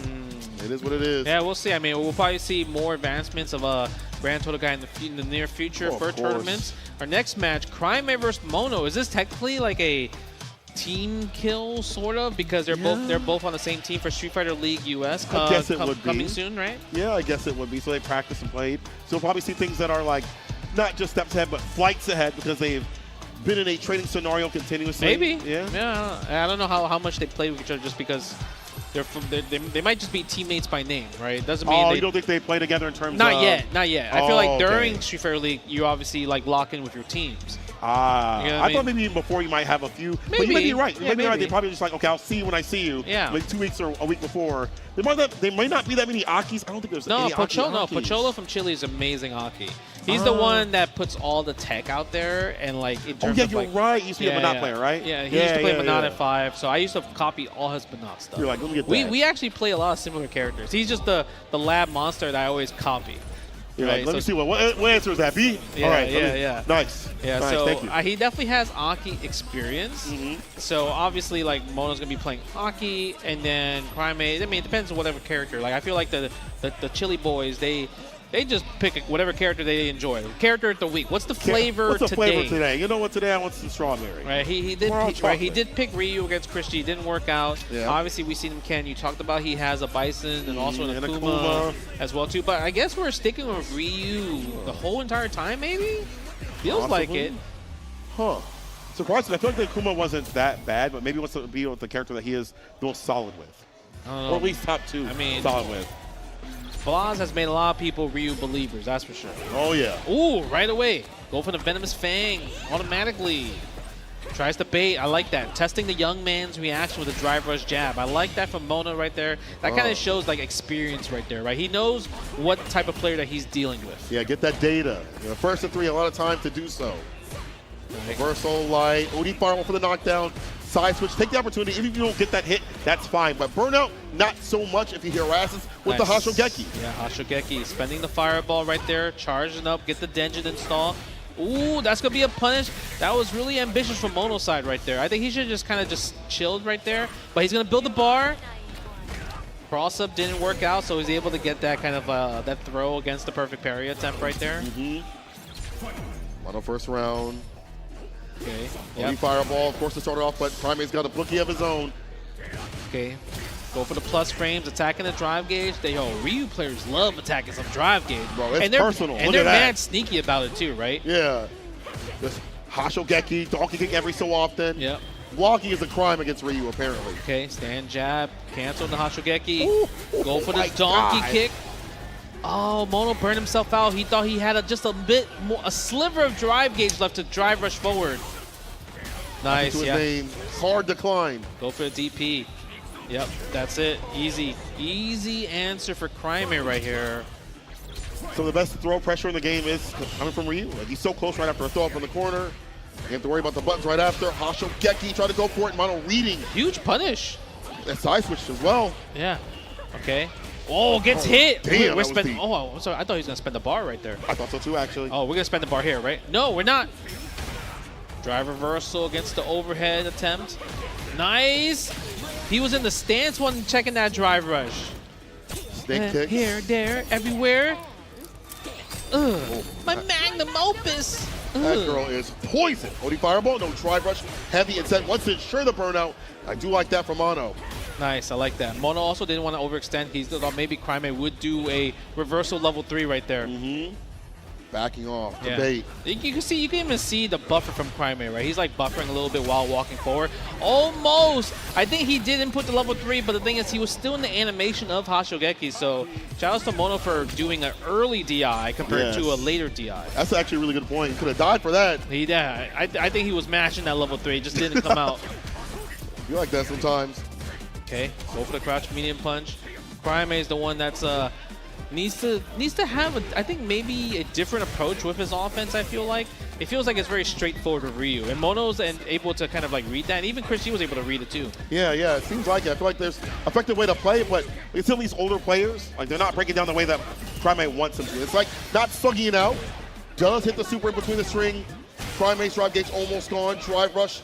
We back jump though. We avoid that fierce. Yeah, I mean he's definitely scared because he didn't want to get burnout. That's why you see him like walking back. He needed to recover some of that drive gauge back. Go for the command throw from an anti-air crosscut standing heavy kick. Spending the nightshade pose, doesn't get the DI afterwards. I'm actually surprised about that. Interrupts the overhead with the snake kicks. Once again, that's been like an anti-drive rush or any sort of approach tool. It's him already being in the stance and hitting that low. Yeah, it might be a Fong thing. I feel like all Fong players are always in that stance, even from neutral, even in neutral. The cower crouch type beat. Yeah. Okay, go for the crouch medium punch. Mono not fighting for the frame trap, but we're taking the punish counter throw in that situation. Another punish counter throw. Another punish counter throw. Wow, 3 times in a row. If it doesn't work the first or second time, maybe the third time, psych. You really thought. Stay sucker free. Crimea evening things out. Yep. And this is ooh, I like that. Drive rush, the light lash to catch the button. Yeah, playing catching the the reaction. reaction. Exactly. Yeah. Okay, he's in poison state, not anymore.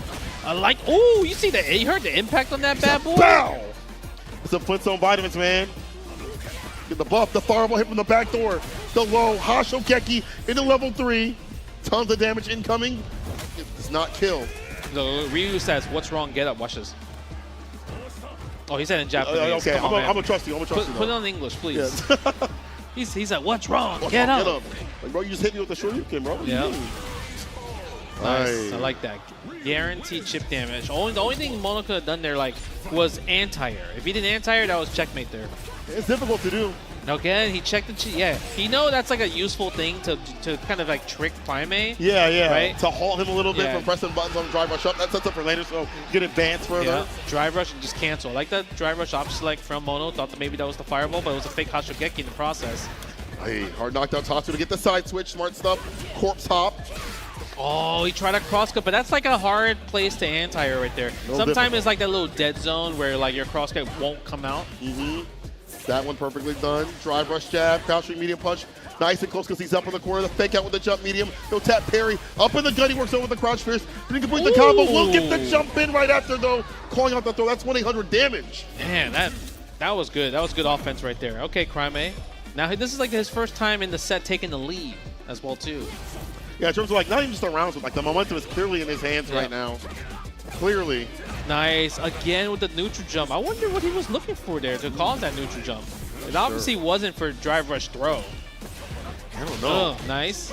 Like that. Okay. Set up the Blossom. Okay, another Blossom right there. Do we get the next hit? Do we get the combo? No, we don't. A little bit too far for the crouching heavy punch, though. Yeah, drops on both sides. Hit up the drivers to the crouching medium punch still.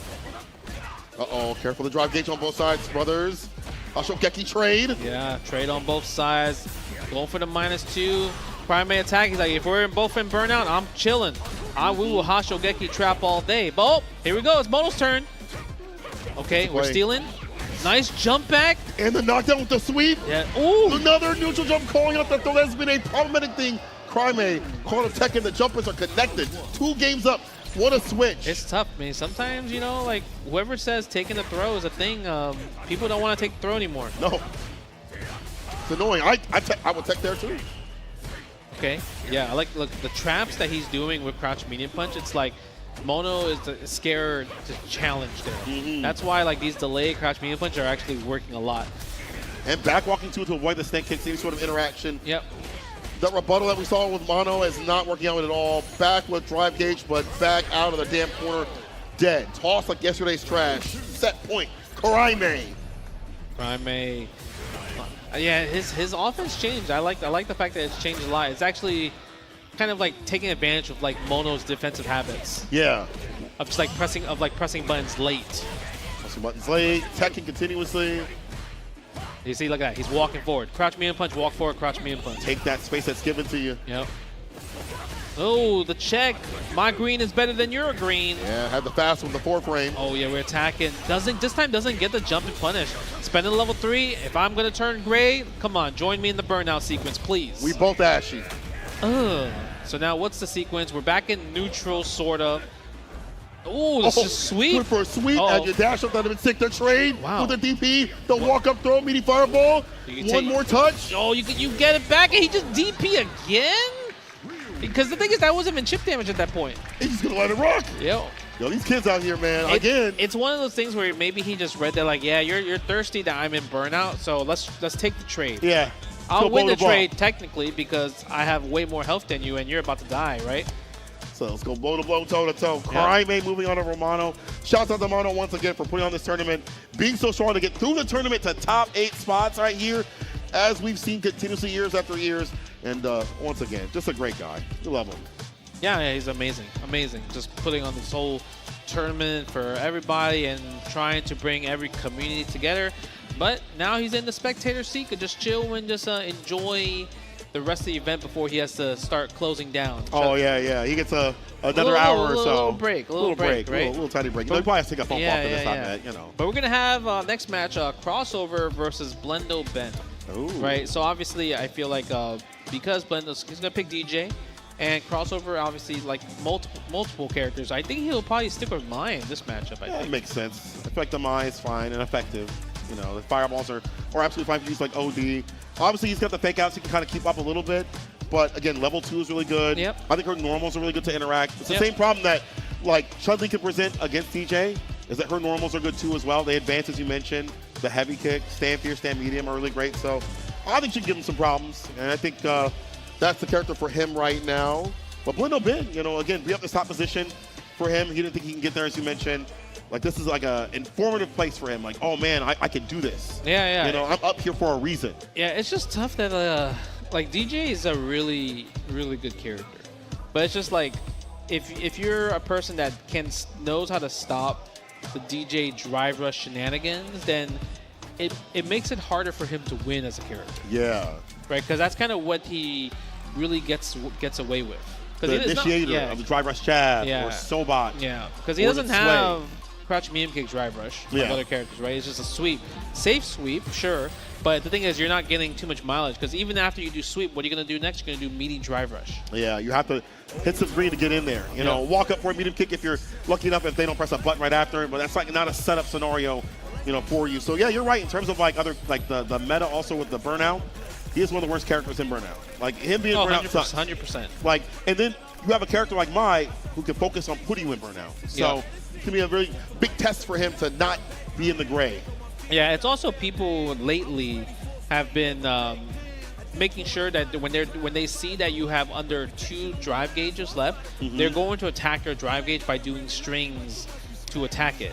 They're not burnout strings basically. They're not looking for let me try to get a hit and then get a confirmation, do a drive rush. They're like, okay, at this point, I want to attack the drive gauge so I can put you in an uncomfortable situation where you have to start being on defense mode. Yeah, kill you there in that way, you know. And again, that's going to be really effective against DJ, who doesn't have the best reversals to bust out with when it comes to supers. They're very slow. Level 2 you'd rather use for offense, and you'd rather use level 3, obviously, in like a third or second round to close things down. So again, Blendo, big test right now. I mean, it's loser side, so it's like the ultimate test. Yeah. Can you survive, man? He has to be more reactive, and he's been trying to do that with an OD jackknife. Yeah. Especially when other people are trying to drive rush forward and everything. But it's also like if you're crouching and you're fighting against like Mai, right? Like he's just gonna do like button into like a charge fan. Like that's where your answer is. Like you have to attack in that scenario and kind of like not let her get her fake offense going. Yeah. Because the thing is, like, you know, I'm doing air quotation mark for fake offense. It's still amazing. It's still really, really good. That's why she's amazing as a character, because like you know, when you're playing fighting games, you want to do the real stuff, right? Things that are true. But the thing is, Mai can get away with like non-true stuff. She can have that variance again. Or if you have a rebuttal. Yep. All right, Blendo, show me something. Oh, drive rush forward, tries to go for the sway back, but the crouch medium kick actually hits it. I cannot believe. It was a good bait. If he did it earlier, it actually would have been a punish counter right there. You're right, the timing's got to be a little bit different. He said, come on. Come on. Okay. Nice. Yep, standard, goes for the throw. You know, the thing about Mai's throw is just amazing. Like, it actually pushes her forward so much, and it kind of is like a corner carry throw. Yeah, it really does huge. like a Ken type beat. Yeah. Uh-oh. Conchosin right there. Ooh, that was a big whiff on that button. Nice counter hit conversion right there from standing heavy kick. Throws the fan. Shimmy, but that's and bless him. With the DP, of course. Frame kill for the throw once again. Wants to tap parry, so he has a little bit of health to play with, but it's all gone with another toss. The fan locking him down. Crossover, just riding that momentum. But Blendo, as you mentioned, not too far from that first interaction. Can he get that going? Can he get that same sort of momentum now? Yeah, we'll see. The thing is, Crossover is doing a really great job at getting the shimmies. But it's also, his shimmies are mainly from the corner. Yeah, like, he doesn't really do shimmies mid-screen. Okay, well, let's get some stocks. 5 available. Text the throw right there. Low forward. Uh-oh. Yeah, see, look at that. DJ, that's all you get, right? You're going to drive rush forward afterwards. And if you're Mai or any other character, you're cool with taking a throw at that point because you have a huge life lead there. We set back to neutral. Safe just after that knockdown. Yep. Nice. Level 2. Like a bullet. Bullet train available. Got the blicky ready. Level 2 enhancement. You can't do much. You can't do much. OD coming through to start things off. Different starter than we saw. I mean, that's like the typical Mai thing, but when it hits your fireball, you try to extend, get got. Yeah, because the thing is, like, that's what DJ does with his OD fireball. But Mai just does it better because it keeps you standing. Bro, that's not fair. She's gentrifying. That's not cool, bro. That's not cool. Back throw over the corner. Yeah, goes for the meaty Riembu. Ooh, the overhead. Yeah, goes for a DP. I'm surprised he didn't go level 1. I feel like he's been going level 1 every time he gets a hit confirmed. Bucky feels like it's so strong right now in the corner that he's cool with just letting this rock and then using that bar later on. Yep. Especially like in a round 2 scenario. Okay, goes for the fight right there. Okay, low forward. Oh, I like that. Little jab checks everywhere. Crouch medium punch, 6 frames. Such a great advance normal. Oh, punish counter. Level 1 this time. Yes, stock it up. Let me get some power-ups. I like that. Tries to bait out. Yeah, tries to bait out the OD jackknife. Didn't work out. Yeah. Back to neutral at the very least. Enhancements, trying to weather the storm a little bit. That heavy kick, looking for like a recovery of any sort of button. Even as a counter hit poke, that's stopping Blendo from trying to walk forward. Yep. Because we eat a lot of these hoes. Ah, there we go. Sway play coming through at the proper distance. Yeah. Back to mid-screen. The problem is that that's his main thing that can work out for him. But the thing is, can you make those reads every single time? I continuously. It's not consistent, right? And the damage, too, from these hits is not enough to stop crossover from coming up. Yep. Pulling that's up. 3 throws right there. Crossover going up 2-0. It's a bit tough. Like, it just feels like Blendo, he's trying to find some opening, some way in. But the thing is, obviously, raw drivers is not working. Yeah. He's doing the sway. It worked like one time. But the problem is like, you can't rely on that too much, right? So I feel like he needs to rely more on maybe using more fireballs and also fake fireballs. Because if he can do that, at least you can make something annoying happen. You have to, if she's going to steal turns, you need to steal turns back. 100%. Let's hit the reversal. Yeah, more damage access. I know it's going to be more bar spent, but you might have to choose to do so to get like a lead, especially like early round start. Spend a little bit more to win on the DRC stuff. Yep. Yeah, just walking back, pressing the big. There you go. That's one. Going for the sway right there. All right, takes a throw. Yeah, this time he didn't drive rush forward right there. I feel like in that situation, yeah, there we go. Steal the turn, do something cool. Hey, hey, hey. Let's see. What's the safe jump setup? Doesn't go for it. Tries to bait the DP. Misses the anti with the back heavy kick. A little bit too late. Press the issue a little bit more. Oh, uh-oh. Uh-oh. Crossover. Look at that. Look at that corner carry. Insane. Bust out. OD. Walks it up. Walk up throw. Oh, the fake out crouching light kick. Not up to kill, though. Overhead.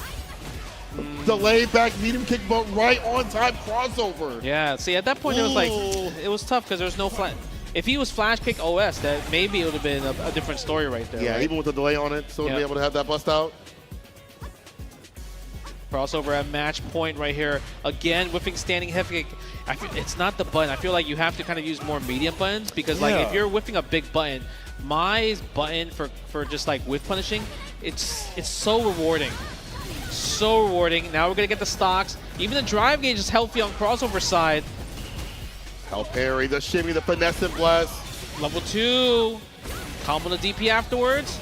Yeah, spending the OD. Max damage. Can't even take a throw in this situation. And he's burnt out. You have level 3 available, but gets hit by the low forward. Crossover. So much variance in the offense.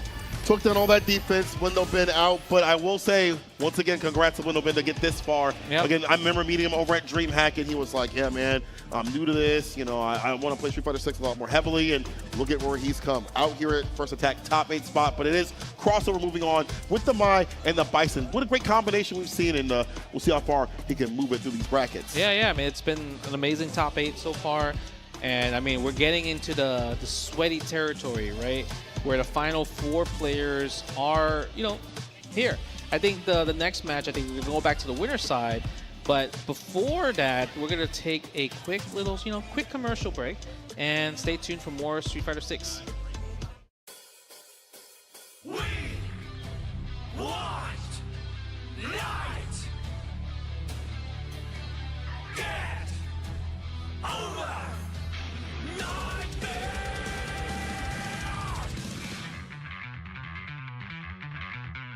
Get over nightmares.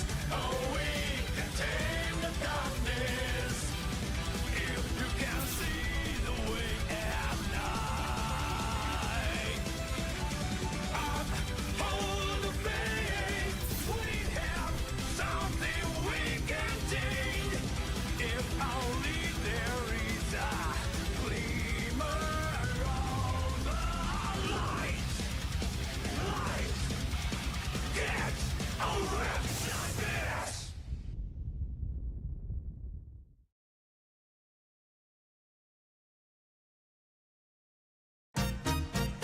Oigan mi gente, lo más grande en Puerto Rico, siempre me hacen sentir un orgullo profundo.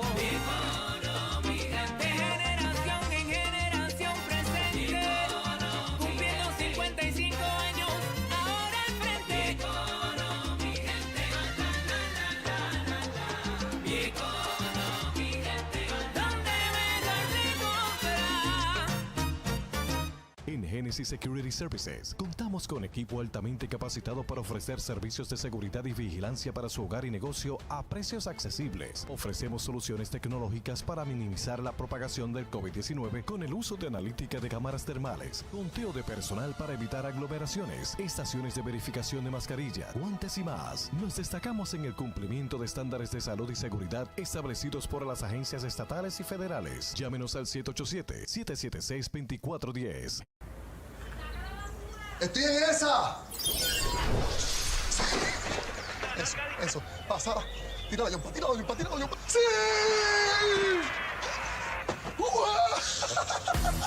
Con el Internet de Liberty, tu vida no tiene barreras, porque nuestro nuevo router con su tecnología Smart Wi-Fi optimiza tu señal para una excelente conexión por toda la casa. Estamos tan seguros de nuestro Internet que si no estás satisfecho en 30 días, te devolvemos el dinero. Liberty, contigo siempre.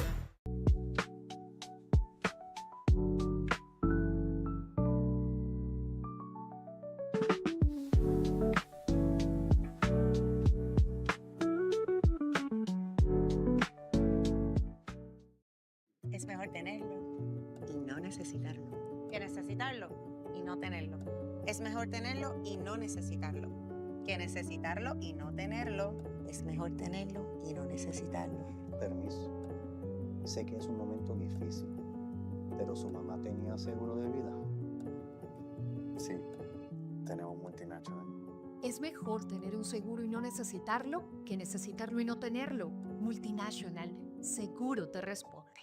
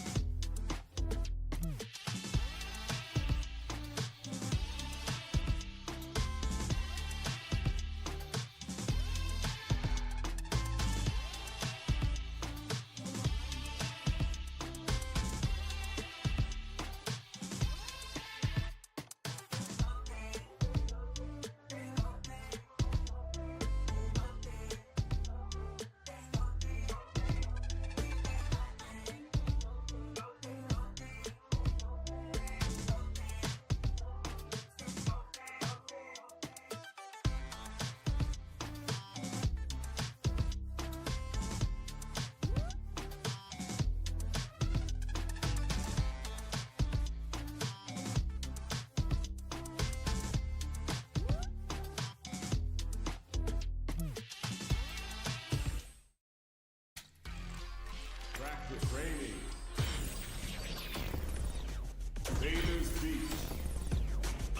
been a failure, I've been a success.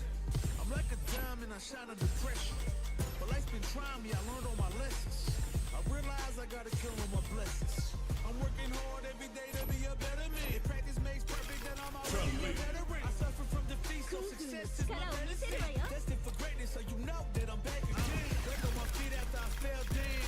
Always ready for a fight, never back down. At this point, I'm fighting for pride, I'm fighting for life. Reputation on the line, so I'm fighting for mine.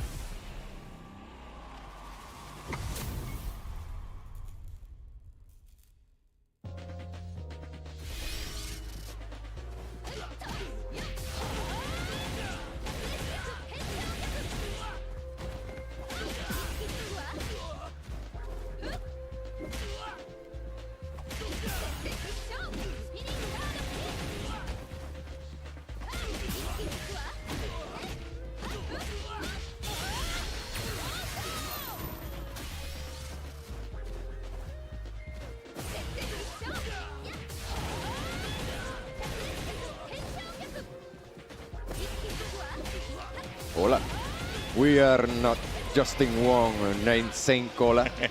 My name is Diego Borrali and welcome to the top 4 of Street Fighter 6 in First Attack 2025. Welcome, welcome.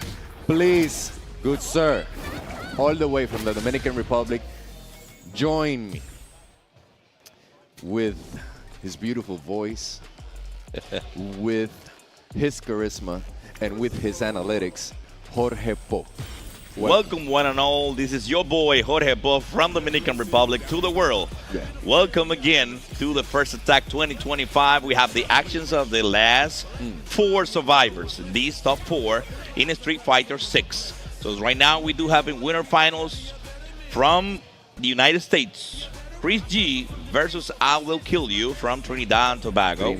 And then on the loser semifinals, we have our very only Crossover RD versus Craime from Chile. So both of them, part of the Red Rooster team, will be facing in the upcoming Street Fighter League. This November the 13th to the 16th, if I'm not mistaken. And we'll have that action coming right up.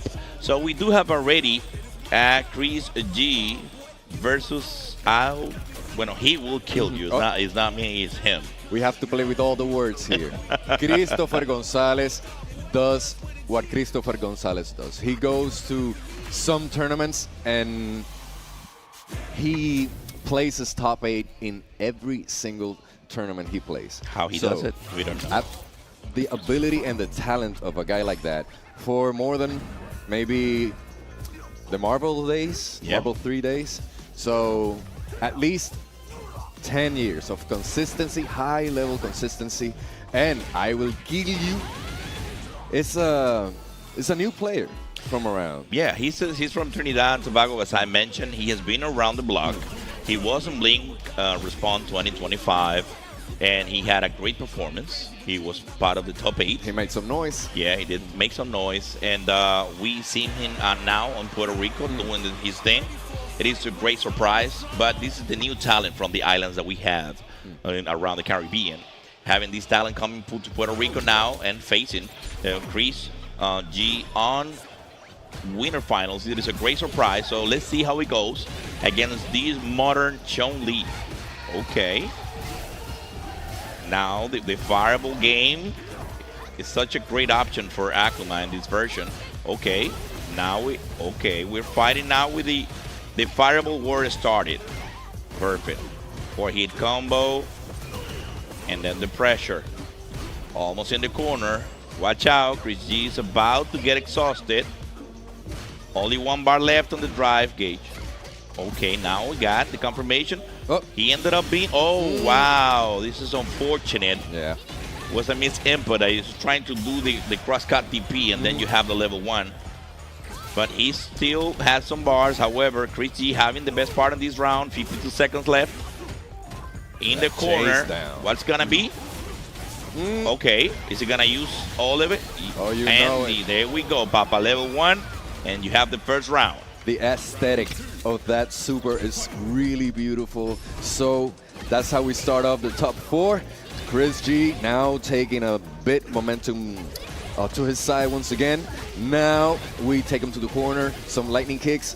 Oh, he tried an anti-air, didn't fall. But watch out with that bar, Chris. So Chris with his modern Chun-Li making noise in first attack. Now he's stuck in the corner. Akuma is doing the pressure. He's doing it all. Stay. There we go. Modern Chun-Li. We have every fireball has to be thrown with some caution. Nice judgment and decision. Okay, so I will mix up the Spanish commentary because I am Puerto Rican and we are in Puerto Rico. So no te asuste si cambiamos un poquito. Welcome to the Caribbean, donde hacemos el switch de para atrás y para adelante. Y lo que importa es que la misma emoción continúa. Así que vemos a I Will Kill You haciendo lo propio, utilizando el juego de Fireballs. Aquí viene la confirmación, combo de 9 hits. La presión, llega el throw. Y apenas han pasado 17 segundos y ya está en casi situación Will Kill You porque tienen casi el level 3 ambos on deck. Así que vamos a ver. Tiene, uy, qué bueno el throw ahí, la finta, la presión. Buena la entrada, vamos a ver. Spinning Bird Kick para el castigo. Esto va a ser todo porque viene el level 3, spending all the cash. Y esto es suficiente con el round, el match. Y el que bebe adelante bebe agua limpia, decía mi abuelita. That's right. And Chris G is never satisfied. Even if he wins, he shakes his head like, why wasn't this perfect? Yeah. Okay, so now putting the pressure para llevarlo a la esquina de nuevo. Entonces, with the fireball pressure, now vamos a see how the patience kicks in. Entonces, I will mix up the commentary. It's in my soul. Ahora. Wow. Go, drive rush, some pressure. With the lightning kicks, avoiding jumps, avoiding throws. Very nice spacing of that standing high punch. The challenge es right importante. there, the wake up, huh? Es importante. Ahora, we take you back with the overhead. Te dimos por encima del coco porque eso es lo que pasa. Give me that aesthetic. Why not? Why not throw it every round? Because it's beautiful, because it kills. Yeah, now he's using actually all the scaling on his favor, using that level 1 in the air. Okay, oh, he didn't punish. Unfortunate drop. Now, okay. Perfect. Oh, wow. The confirmation to level 2. He's obviously trying to get him exhausted.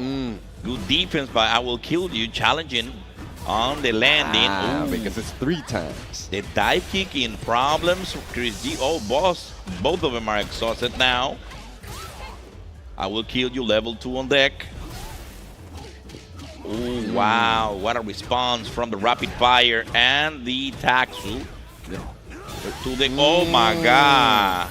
There we go. The reaction of modern controls using the skills to the full advantage and taking 1 round apiece. That's the advantage. You have to sacrifice that damage output, but you know you have the reactions of a 5-year-old. So, now with that said, I Will Kill You is trying to, stepping into the dancing.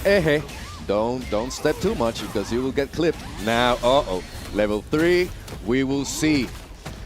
I Will Kill You.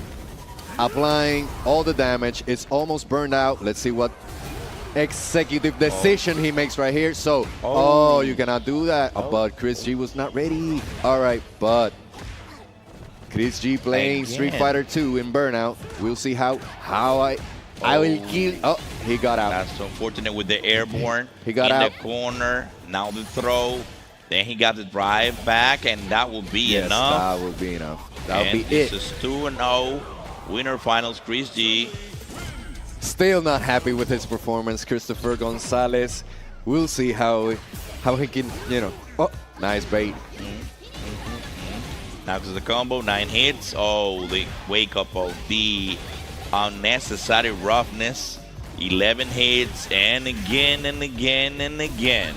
And the drive impact will be enough, and with the damage from Chun-Li, I think that will be 9-9. And set point for Chris G. Just 1 round away to get to grand finals. We cannot forget that not because Chris G is not in a lot of tournaments, he's not playing the game. I've seen his streams. He streams a lot, and I know he's playing. So he may be the favorite to win it all here in first attack, but with reactions like that, you know, me estás dando punto a mi favor. Ahora cogemos un poquito de confianza y confusión. Oh, not enough. With the Hashanko, nada que ver. Interruptions. We go green. We go yellow. We go live to the la esquina. A perfect parry with the pressure. Give me that combo. Finish him with it. Oh, with the fake. That's it. He used the fake. Oh, not enough. Ahora, he's burned out. Not to be taken lightly. So, what can he do with it? He's almost at 3 bars. You know what he's capable of doing. You know that Akuma factor around here. Wow. But really? Mira para allá, ese Wow. muchacho. 4 fireballs OD back-to-back, Chris G. Obviously put it all in. Just making sure that he can take advantage of it, and he actually takes a 3-0 against he will kill you. So unfortunately, he will kill you, will pass to loser finals. In this case, Chris G go to grand finals. 3-0 again. 3-0 against Crime, 3-0 against I Will Kill You. He's breezing. Just phenomenal. He's breezing. He's got that caliber. Chris G is a world talent. It is indeed. It is a legend of the games. And you see him on Evo. He goes and takes 3, 4, 5 different tournaments simultaneously. It is just and amazing it's important. the way he does. We were talking about earlier about what a legend is. Some people have this notion of, hey, if somebody's really hot, that's legend-ish. But consistency is the name of the game. If you do play at high level, world level, for 10 plus years, you get that treatment because you earned it.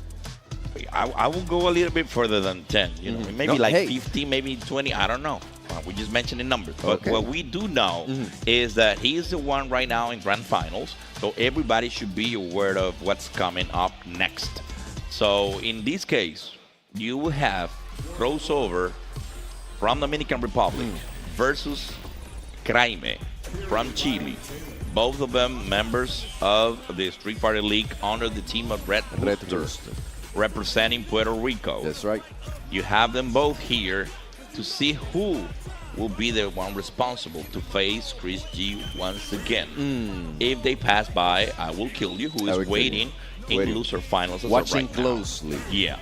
So for my Latino audience at their house or at First Attack 2025 en el 2025, estamos activos, estamos llegando a los últimos 3, así que, mis amores, con el cariño de todos, nos ponemos listos para el Loser Semifinals con Crime y Coco Crossover, an all Latin bout. Es correcto. Así que vamos a ver qué viene esto. Entiendo que sería un pleito de Ryu versus Mai Chiranui, quien ha estado picante realmente, la Mai de crossover. Vimos cómo le aplicó la sencillez. La aplicó la sencillez. Sí, 3-0 realmente le dio evento. Así que vamos a ver ahora si los muchachos están en bottom check o si esto es arrancaron de una vez. Sí, en efecto. Arrancaron los muchachos sin preguntarles cómo se llama. Lo tiene ya en la esquina. La presión, el solar plexus buscando el daño. Buena, el donkey kick a la trompada fuerte. Buscando cómo quitarle la barra de drive. Mira por dónde va esto ya, Ese es el tema con el abusador. No metas ahí, papá. Y ese throw. Eso no cabe. Viene con la esquina, la presión. Está a punto del drive impact. Cargo el Denjin. Habemos problem. Hay cuidado.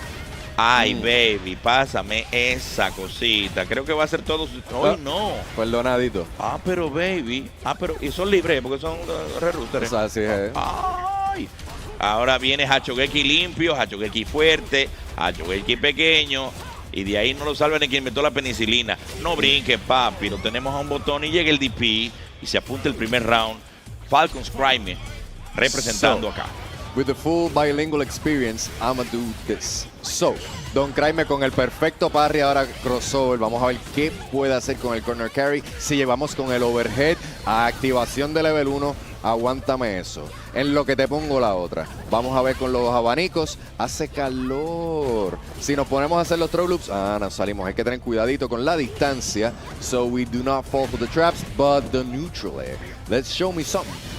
With the reaction. And very nice. With the follow-up combo. Coco crossover. Level 2 to DP. Well, this was it. Okay. Crime still have their level 3 on deck. Lock and loaded. Watch out. Okay. Oh, the cartwheel. Get out of the corner with the jump back. Now the fireballs. Oh, the sort of plexus. Oh, my God. The confirmation to level 3. It's not going to kill, but it's not going to leave him on danger. Let's see. Yeah. You got 100 points remaining on your health. Let's see what will be the option. Level 1 on deck by crossover. Oh, el throw, punishing that drive rush right there. And the first one goes to Crime with the Ryu. So let's see what kind of adjustments can crossover makes.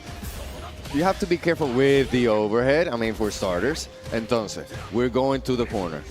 Putting pressure. Heavy buttons, heavy kicks. Shogeki. Okay. Feeling the pressure, making mental mistakes, but we give those with the free giveaways from Crime. See how crossover takes advantage of it, but casi nice parry from Crime. So now how we do?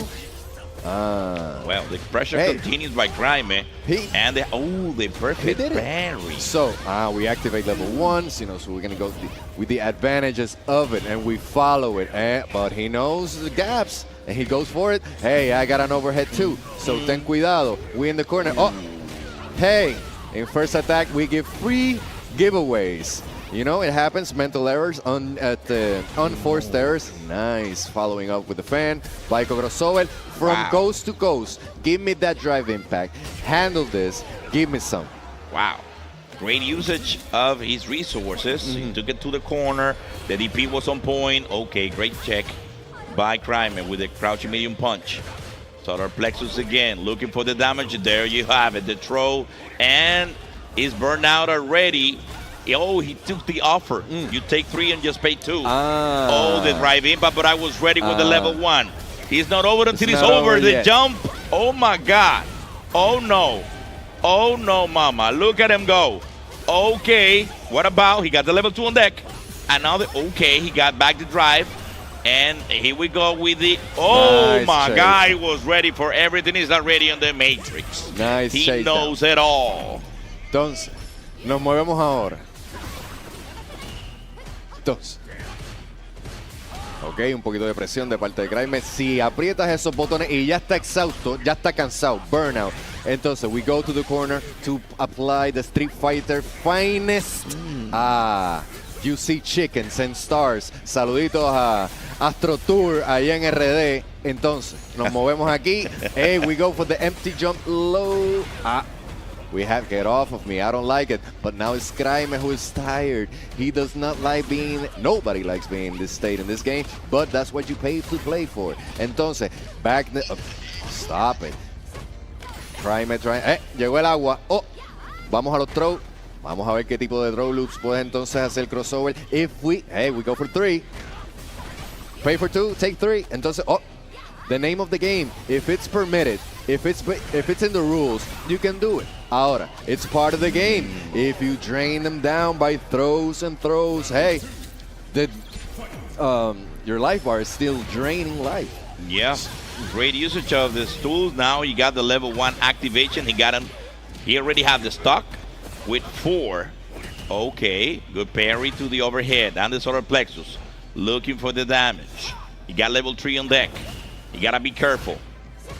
You know that if you just get, no, Papa, do not jump. We have it on deck. The medium kick. Not confirmation. Looking for the donkey kick. The sweep. And now the throw. Is it the offer? Wow, what a nice DP. Quiet delay to be able to attack. Wow. Very wise. Yeah. Cuidadito. Here we go. Cuidadito.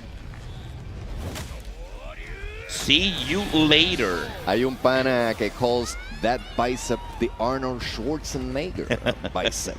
So, for everybody, at home here in PR. Let's go. Okay, 1-1. Final round in this. Oh, applying the pressure. Nice, perfect parry. Give me something. I just need to activate. Let me be. Nice. Adjustment from Kraime. The window was open and he went for it. Now it's the corner playing time. Okay, watch out. The space. Nice interruption. Watch out for that bar, Mai. Okay. He got two. Slow it down. He got 2 fans on deck. Slow it down.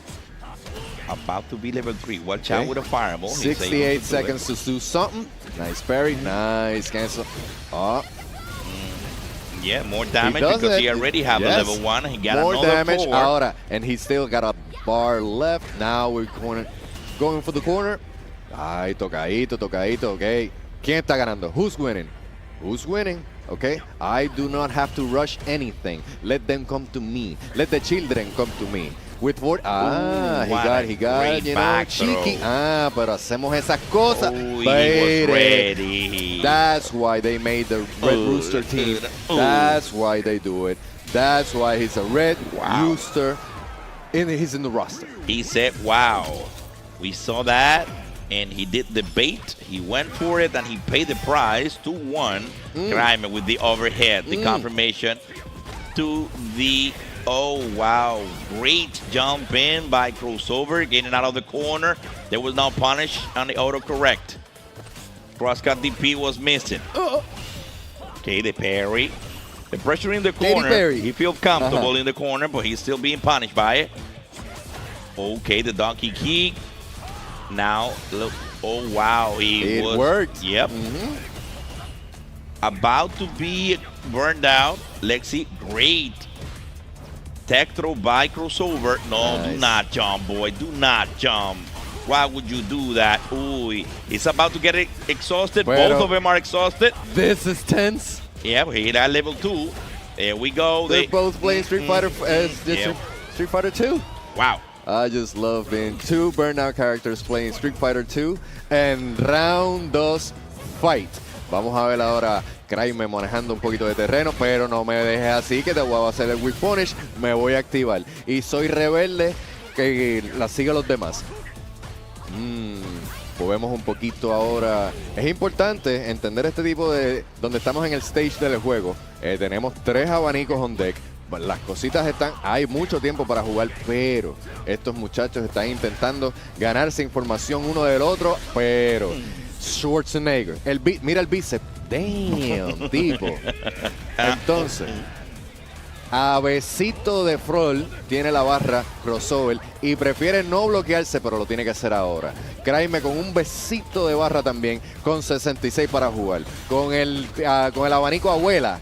Oh, ok. Jugando Street Fighter 2 ahora. Yeah, he's doing the check-in.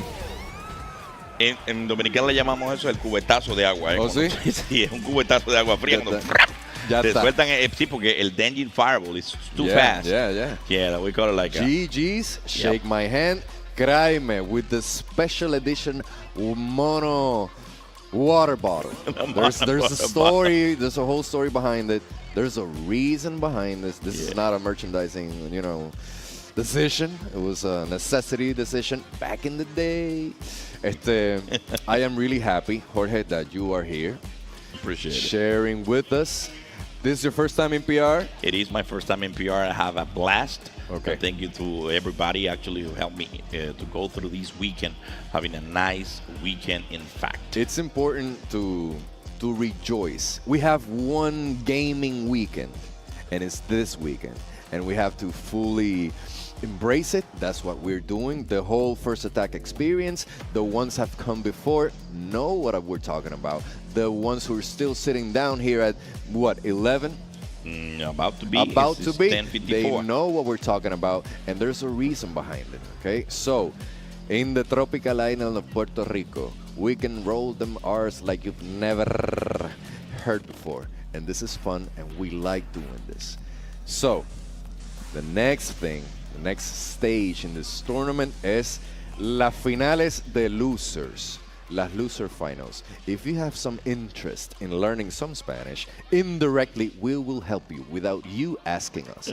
So, las finales de loser son ahora con I Will Kill You. Reminds me of this comedian who Yeah. did, It is Jeff indeed. Dunham se Jeff llama. Dunham, I will kill you. I will kill you. Entonces, with Chile's very own Craime.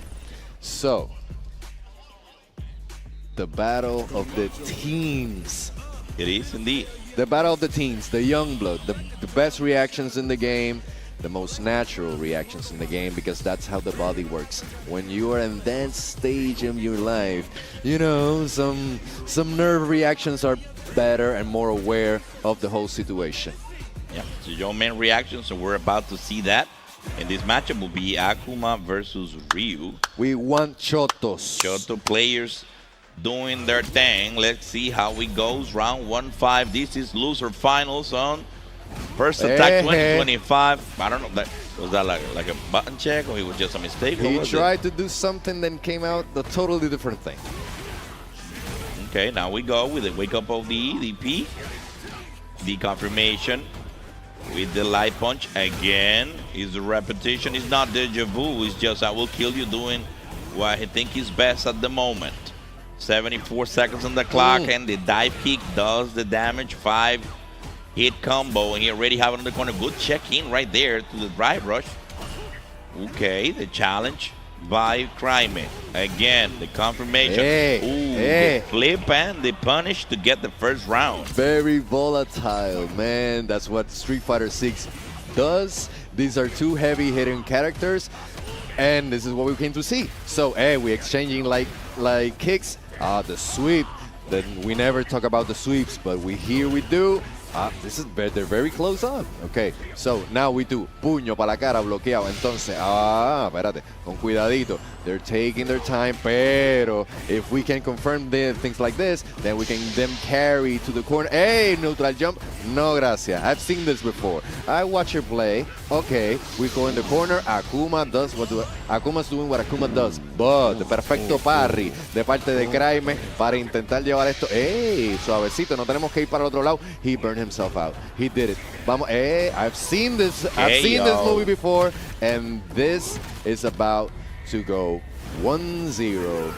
I will kill you. Yes, it was too rush in just throwing that drive impact right there. He did it twice. Both of them got punished by I will kill you. Both of them he jumped out.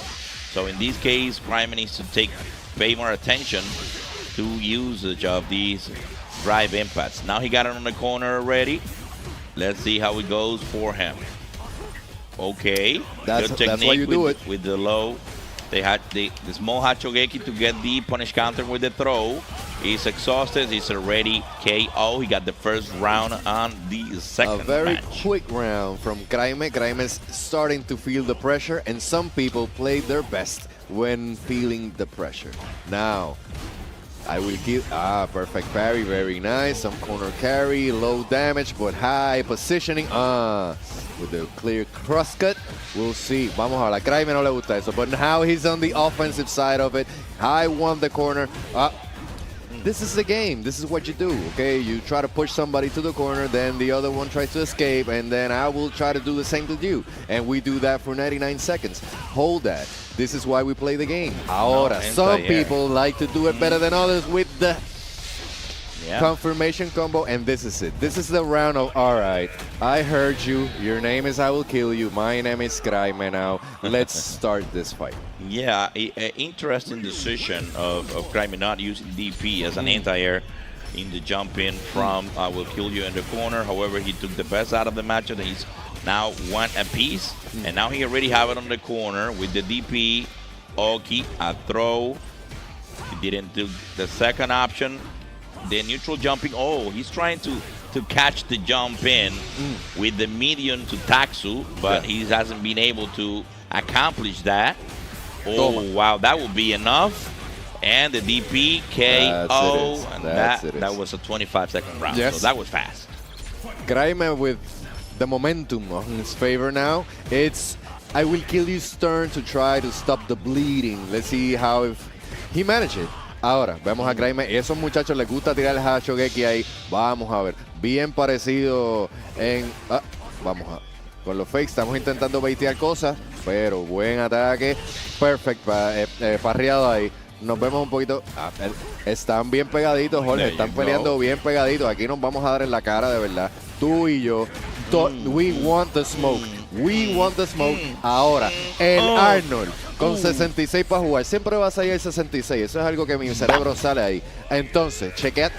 Está venoso ese bíceps. The damage of Ryu, just taking advantage of those 9,000 of health points that Akuma has. Are we going to see any changes? We do know that I Will Kill You also have a Kami. He has a Kami, he has a DJ. Yeah. So, now the psychology of the game works around. Okay, I'm down 2-1. I know he bleeds. So, what single decision can I answer first? I can be losing by 3 different reasons, but I have to choose and attend or address some of them right now. Well, but there we go. We have already Ryu in the corner. Oh, the overhead confirmation to the standing low kick. And the overhead again.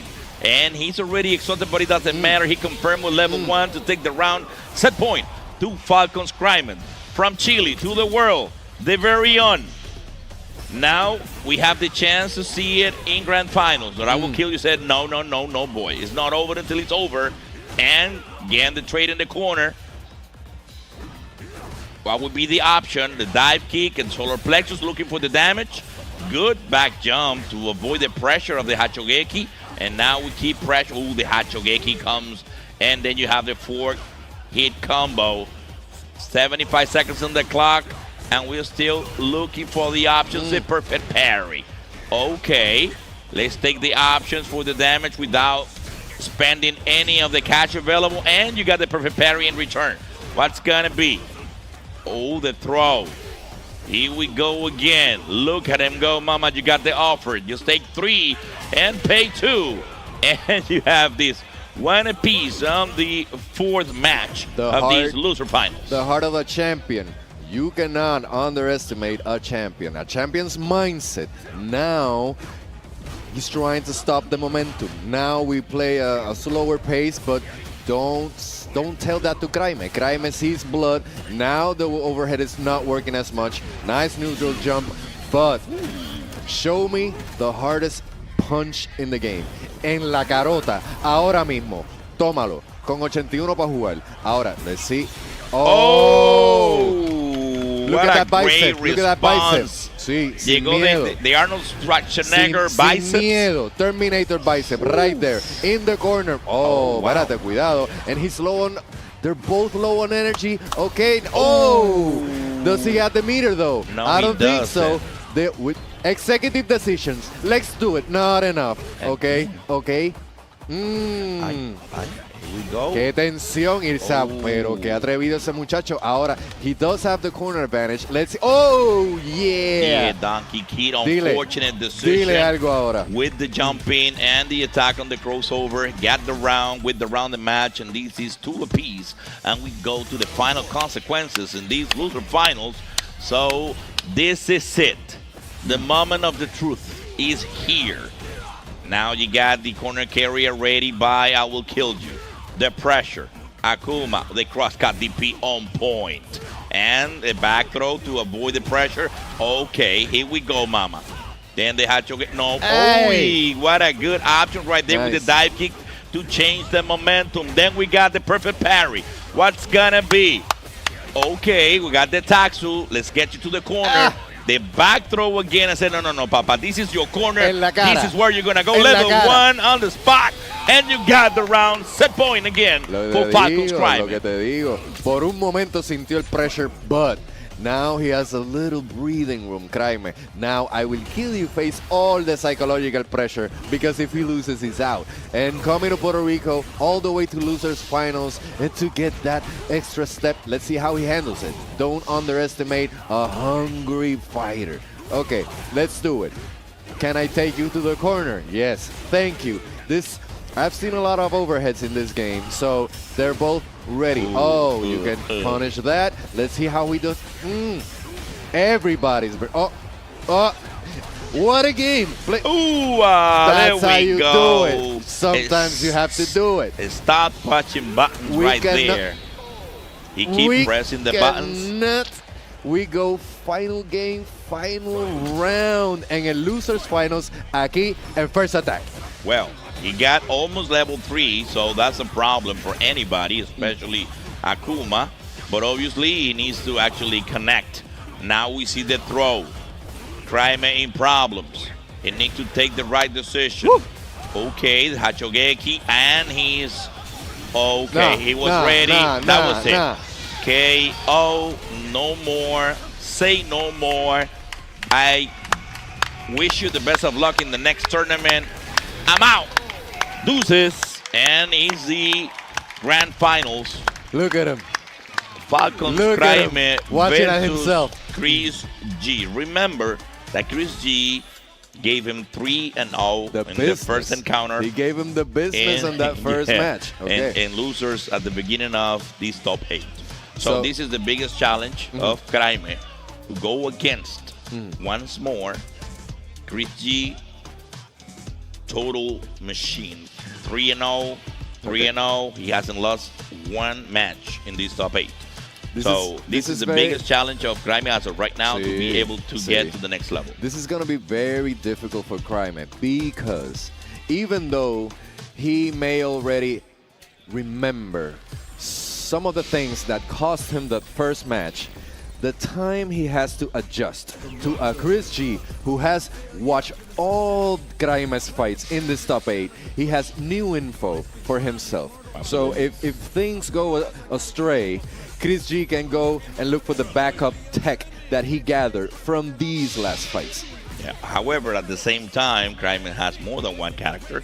He lost against Chris G using Ryu, but obviously he got a couple of characters on his pocket. So maybe he decides to switch it up a little bit. We see that he's putting now Blanca, now that I mentioned that he got a couple of characters under his sleeve. I see the wisdom. Look at him playing Blanca, and you see Chris G's just laughing. Throw him off. Laughing out loud, saying like, oh, you're going to bring Blanca now? Now they're doing the button check just to make sure. But, you know, Crime is maybe, I don't know. Maybe he's just trolling. Maybe. He's Blanca to the button check. Let me ask you something, Jorge. Do you know what character he's going to pick?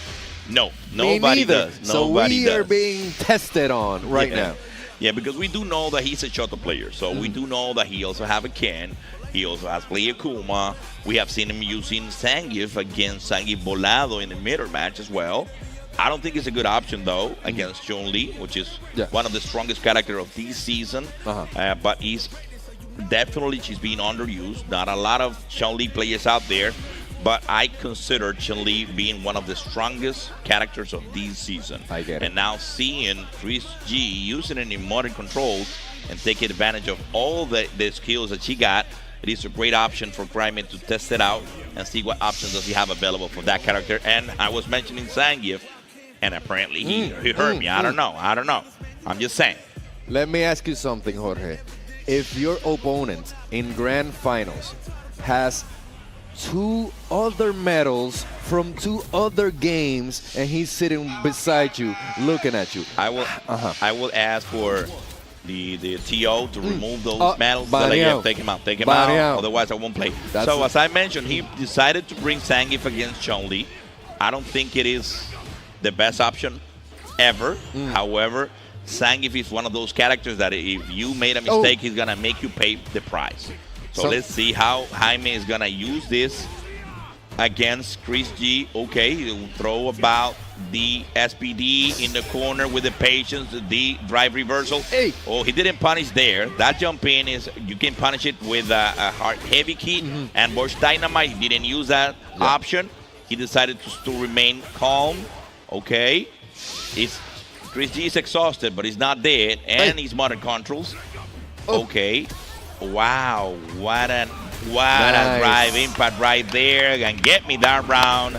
And let's see how it goes. As a gift player, obviously I'm always rooting for Zangief. Yeah. So let's see how this one goes. Well, in this last round, the the chunk of damage that he got, it was just from standing medium punches. So, vamos a ver si pone Kraime, because all you need, sometimes, with Zangief, all you need is 3 decisions. 3 good decisions. So, and it always puts the pressure on the non-grappling player, because Chris G have to spend bar to try to have control and watch out with the smashing SPD. And watch out with the overhead. Now he's getting some pressure in. Ahora, the veteran that Chris G is will show in this guy.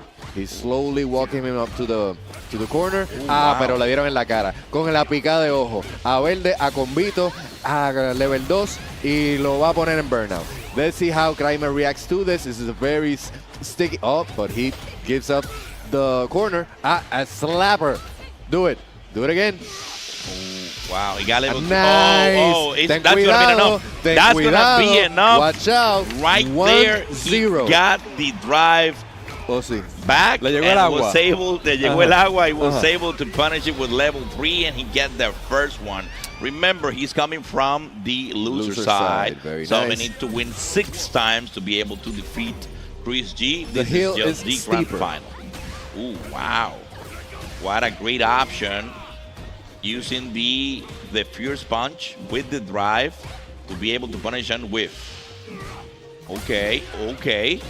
He got the 7-hit combo in the corner. Don't do shimmy to me, Papa. I don't take that. I don't like shimmies. Are you allergic to shimmy? Yeah. He said I don't like shimmies. Okay. I just give you an SPD right time. Every time that you walk back, I give you an SPD. There we go. EpiPen. Get me the EpiPen. There we go again. Oh my God. See, you gotta. Sometimes you gotta make less decisions. Oh my God. Sometimes you gotta make less decisions. Yeah. The amount of decisions any grappler player knows. Sometimes the amount of the cuidado.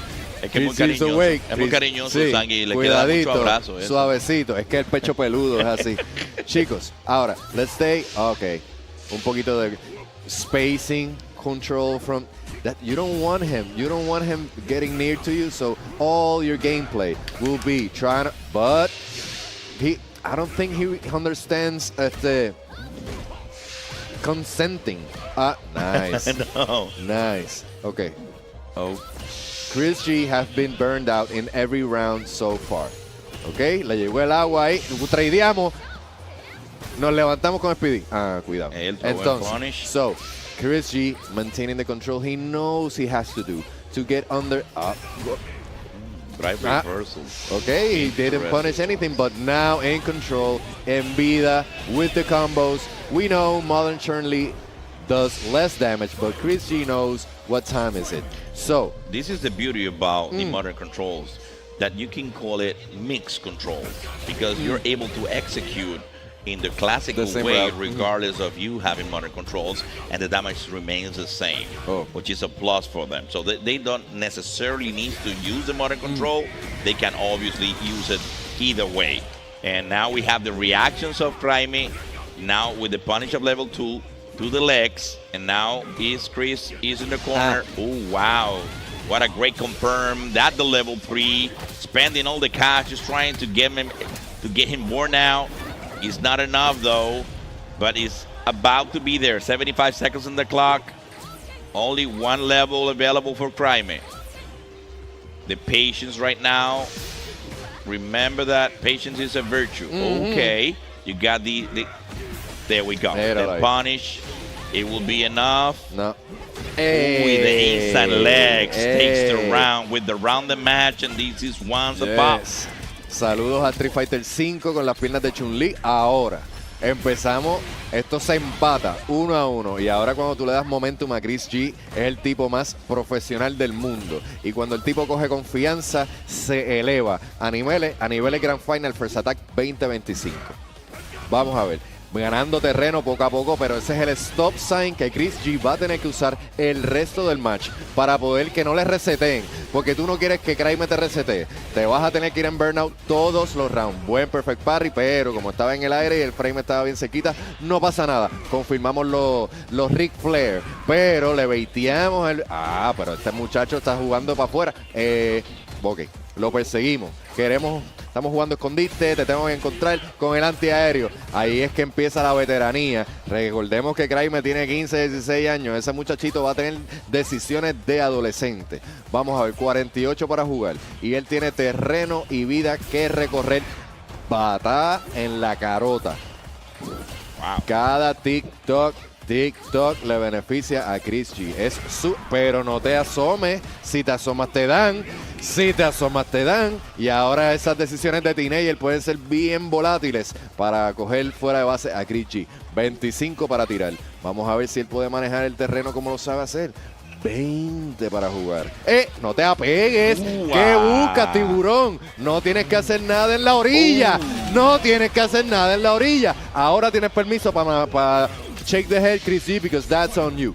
Tremenda decisión de parte de Kraime. Bueno, el check-in acá con la respuesta de Chris G, el instant legs ahí en el cabezo.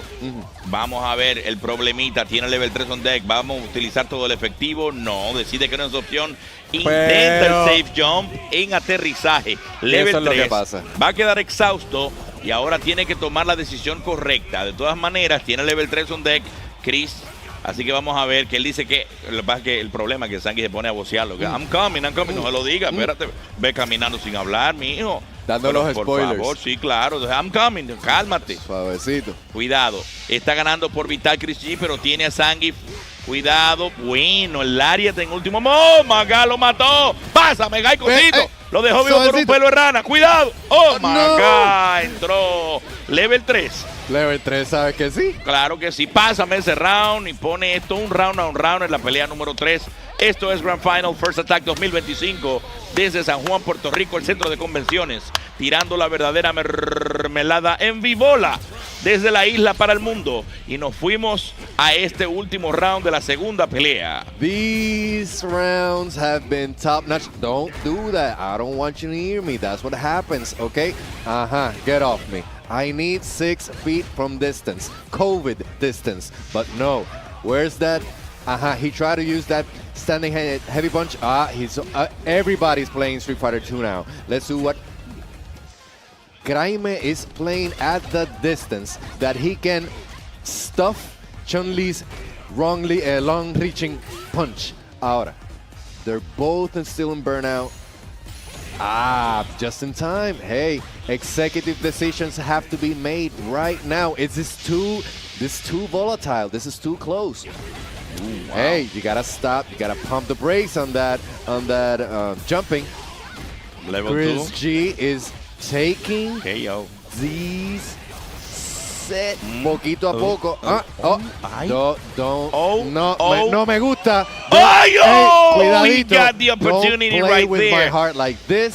It's already 11 something at night. You cannot test me like this. So, 30 to play. We got a 30-second shot clock. Silence in San Juan, Puerto Rico. Everybody is watching this. Oh, wow. You can actually hear a pin drop. That with the hurt pressure me. in the air. I am not the professional player, and I know how to, tap back on that moment. Oh my God! This is Chris G, 2-1, always shaking his head. He's never compliant. Wow, the opportunity that Kraime had to actually punish that back jump with the level 1 was the last shot that he got, because obviously Chris G is comfortable in his own skin with the player that he got. So obviously he used it on his advantage with the fireball games that he was using at that moment. Now he's exhausted already. He's burned out, and he used the jump with the throw and punish. The pressure is on Kraime right now. And here we go. We start the game with the fireballs again to gain some time to get my drive back. There we go. He goes in.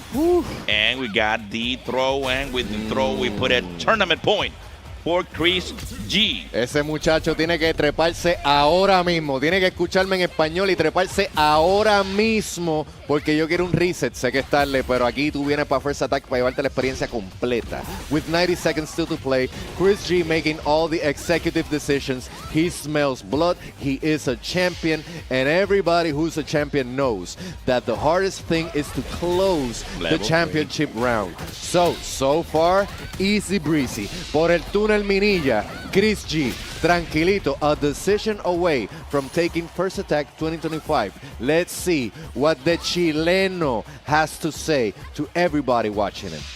Wow. Everybody's watching him. This is the last seconds. Hay Let's que see tener what cuidado. happens. Now you have to play the big final boss that is Chris G. Look at all that health. He will wait it out. He knows he will not make the same mistake he did before. He will earn it and wait for Craimes unforced errors. And there you have it. Chris G is your First Attack 2025 champion. Give it up for Chris G, winning all through the winner side, never lost a match. It was actually pretty much his biggest challenge since he started on the tournament because it was the first time that he lost a match within the set, but he graciously took it. And there you have it, the new champ of First Attack 2025, Chris G. So give it up for him. All in all, everywhere, wherever you at, just clap for the man, being a legend. Around several titles. Doesn't matter if it's Street Fighter all the medals. or whatever it is. all the medals. He deserves all the praise for his winning, and he did it all good. And remember, in Dominicana, haga something that I cannot say, pero hay un team moderno allá, ellos saben, el team de los muchachos aquellos, ellos saben, aquí tienen su campeón. Chris G, para nuestros hispanoparlantes, es el mayor representante del team moderno, así que búsquensela ya, el que no sabe, averigüe. Pero lo que sí se sabe es que se tiró la verdadera mermelada desde Puerto Rico para el mundo en el centro de convenciones en San Juan, Puerto Rico. Y de verdad que para mí fue más que un placer haber estado aquí compartiendo con ustedes en este fin de semana. Y yo te puedo decir que lo único que tengo son gratos recuerdos que llevarme a mi otro pedazo de isla, desde la isla que más cerca me queda, mis vecinos. Es un gusto para mí poder haber compartido con ustedes at home. Thank you guys. We'll tell you something later. But to Jorge Po, gracias por venir a Puerto Rico. Gracias por decir que sí y por montarte. No es lo mismo, tengo ganas a, estoy de camino, ¿quién me busca? Así que hemos compartido fuera del juego también y este fin de semana ha sido uno de crecimiento, uno de gusto, uno de orgullo de que somos gamers y de que el juego está vivo. The game is alive and it's in good hands. It may be from a teenager. It may be from one of the most professional fighting game players ever. So, from Puerto Rico, we say goodbye to you. We're not done yet. So we were practicing the exit because, you know, it's... And remember, we will have, obviously, the ceremony of the champs and the top 8 that you guys have for Street Fighter 6. You will have it on all of them, guys. They did a great job during this weekend. Yesterday, we run the pools and top 32. Then we started earlier today with the top 16 all the way down to the top 8. And finally, you do have your champ, Chris G, who obviously had a blast during this weekend. We see him wearing some hats, some local hats. You have to play your part, you know, as a guest. Try to, you know, to blend in, right? If you go to Rome, you need to do as the Romans, right? Do as the Romans do. I am excited for the future of First Attack. Every year it keeps growing because of you guys, because of Compañía de Turismo, because of Liberty and all the sponsors. And with that message, we go to the ceremony of the top 8 in Street Fighter 6. Take it away. Well, that was our last game, so give a round of applause for our top 8 for Street Fighter 6 at First Attack 2025. So now I'm going to go ahead with the award ceremony for all the players here. In 7th place, we have Gran Todakai.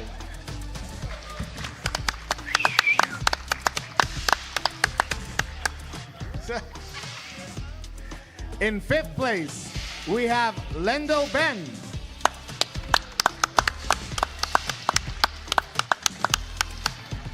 Also in 5th place. Wait. Also in 5th place, we have Crossover.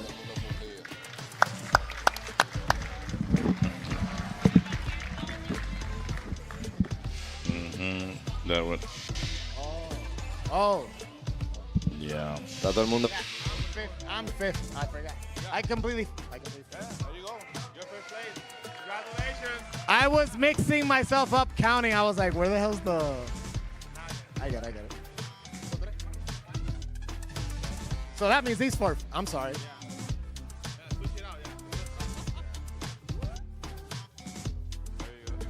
It's been a long day. In 3rd place, we have I Will Kill You. Congrats. It's your first time here, too, also. So, round of applause. And in 2nd place, we have Cry Man.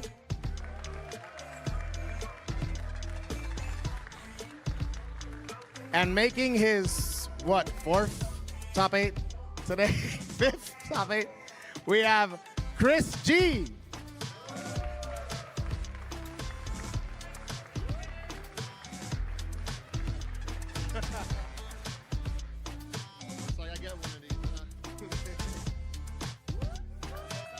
Oh no, I'm saying.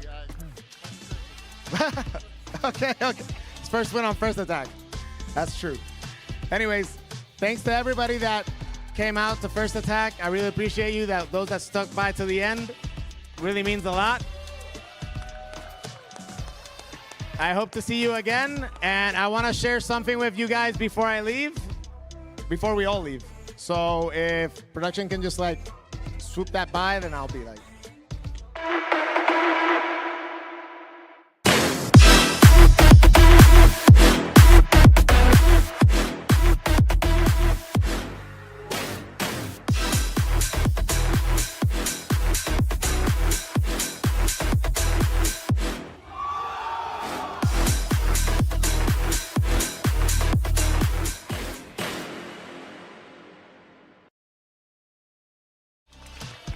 And there you go. And now we have our official date for next year, October 3rd and 4th of 2026. So really, then make the best of it then. So thank you to everybody that came out for First Attack, and I will see you all next year. Thank you.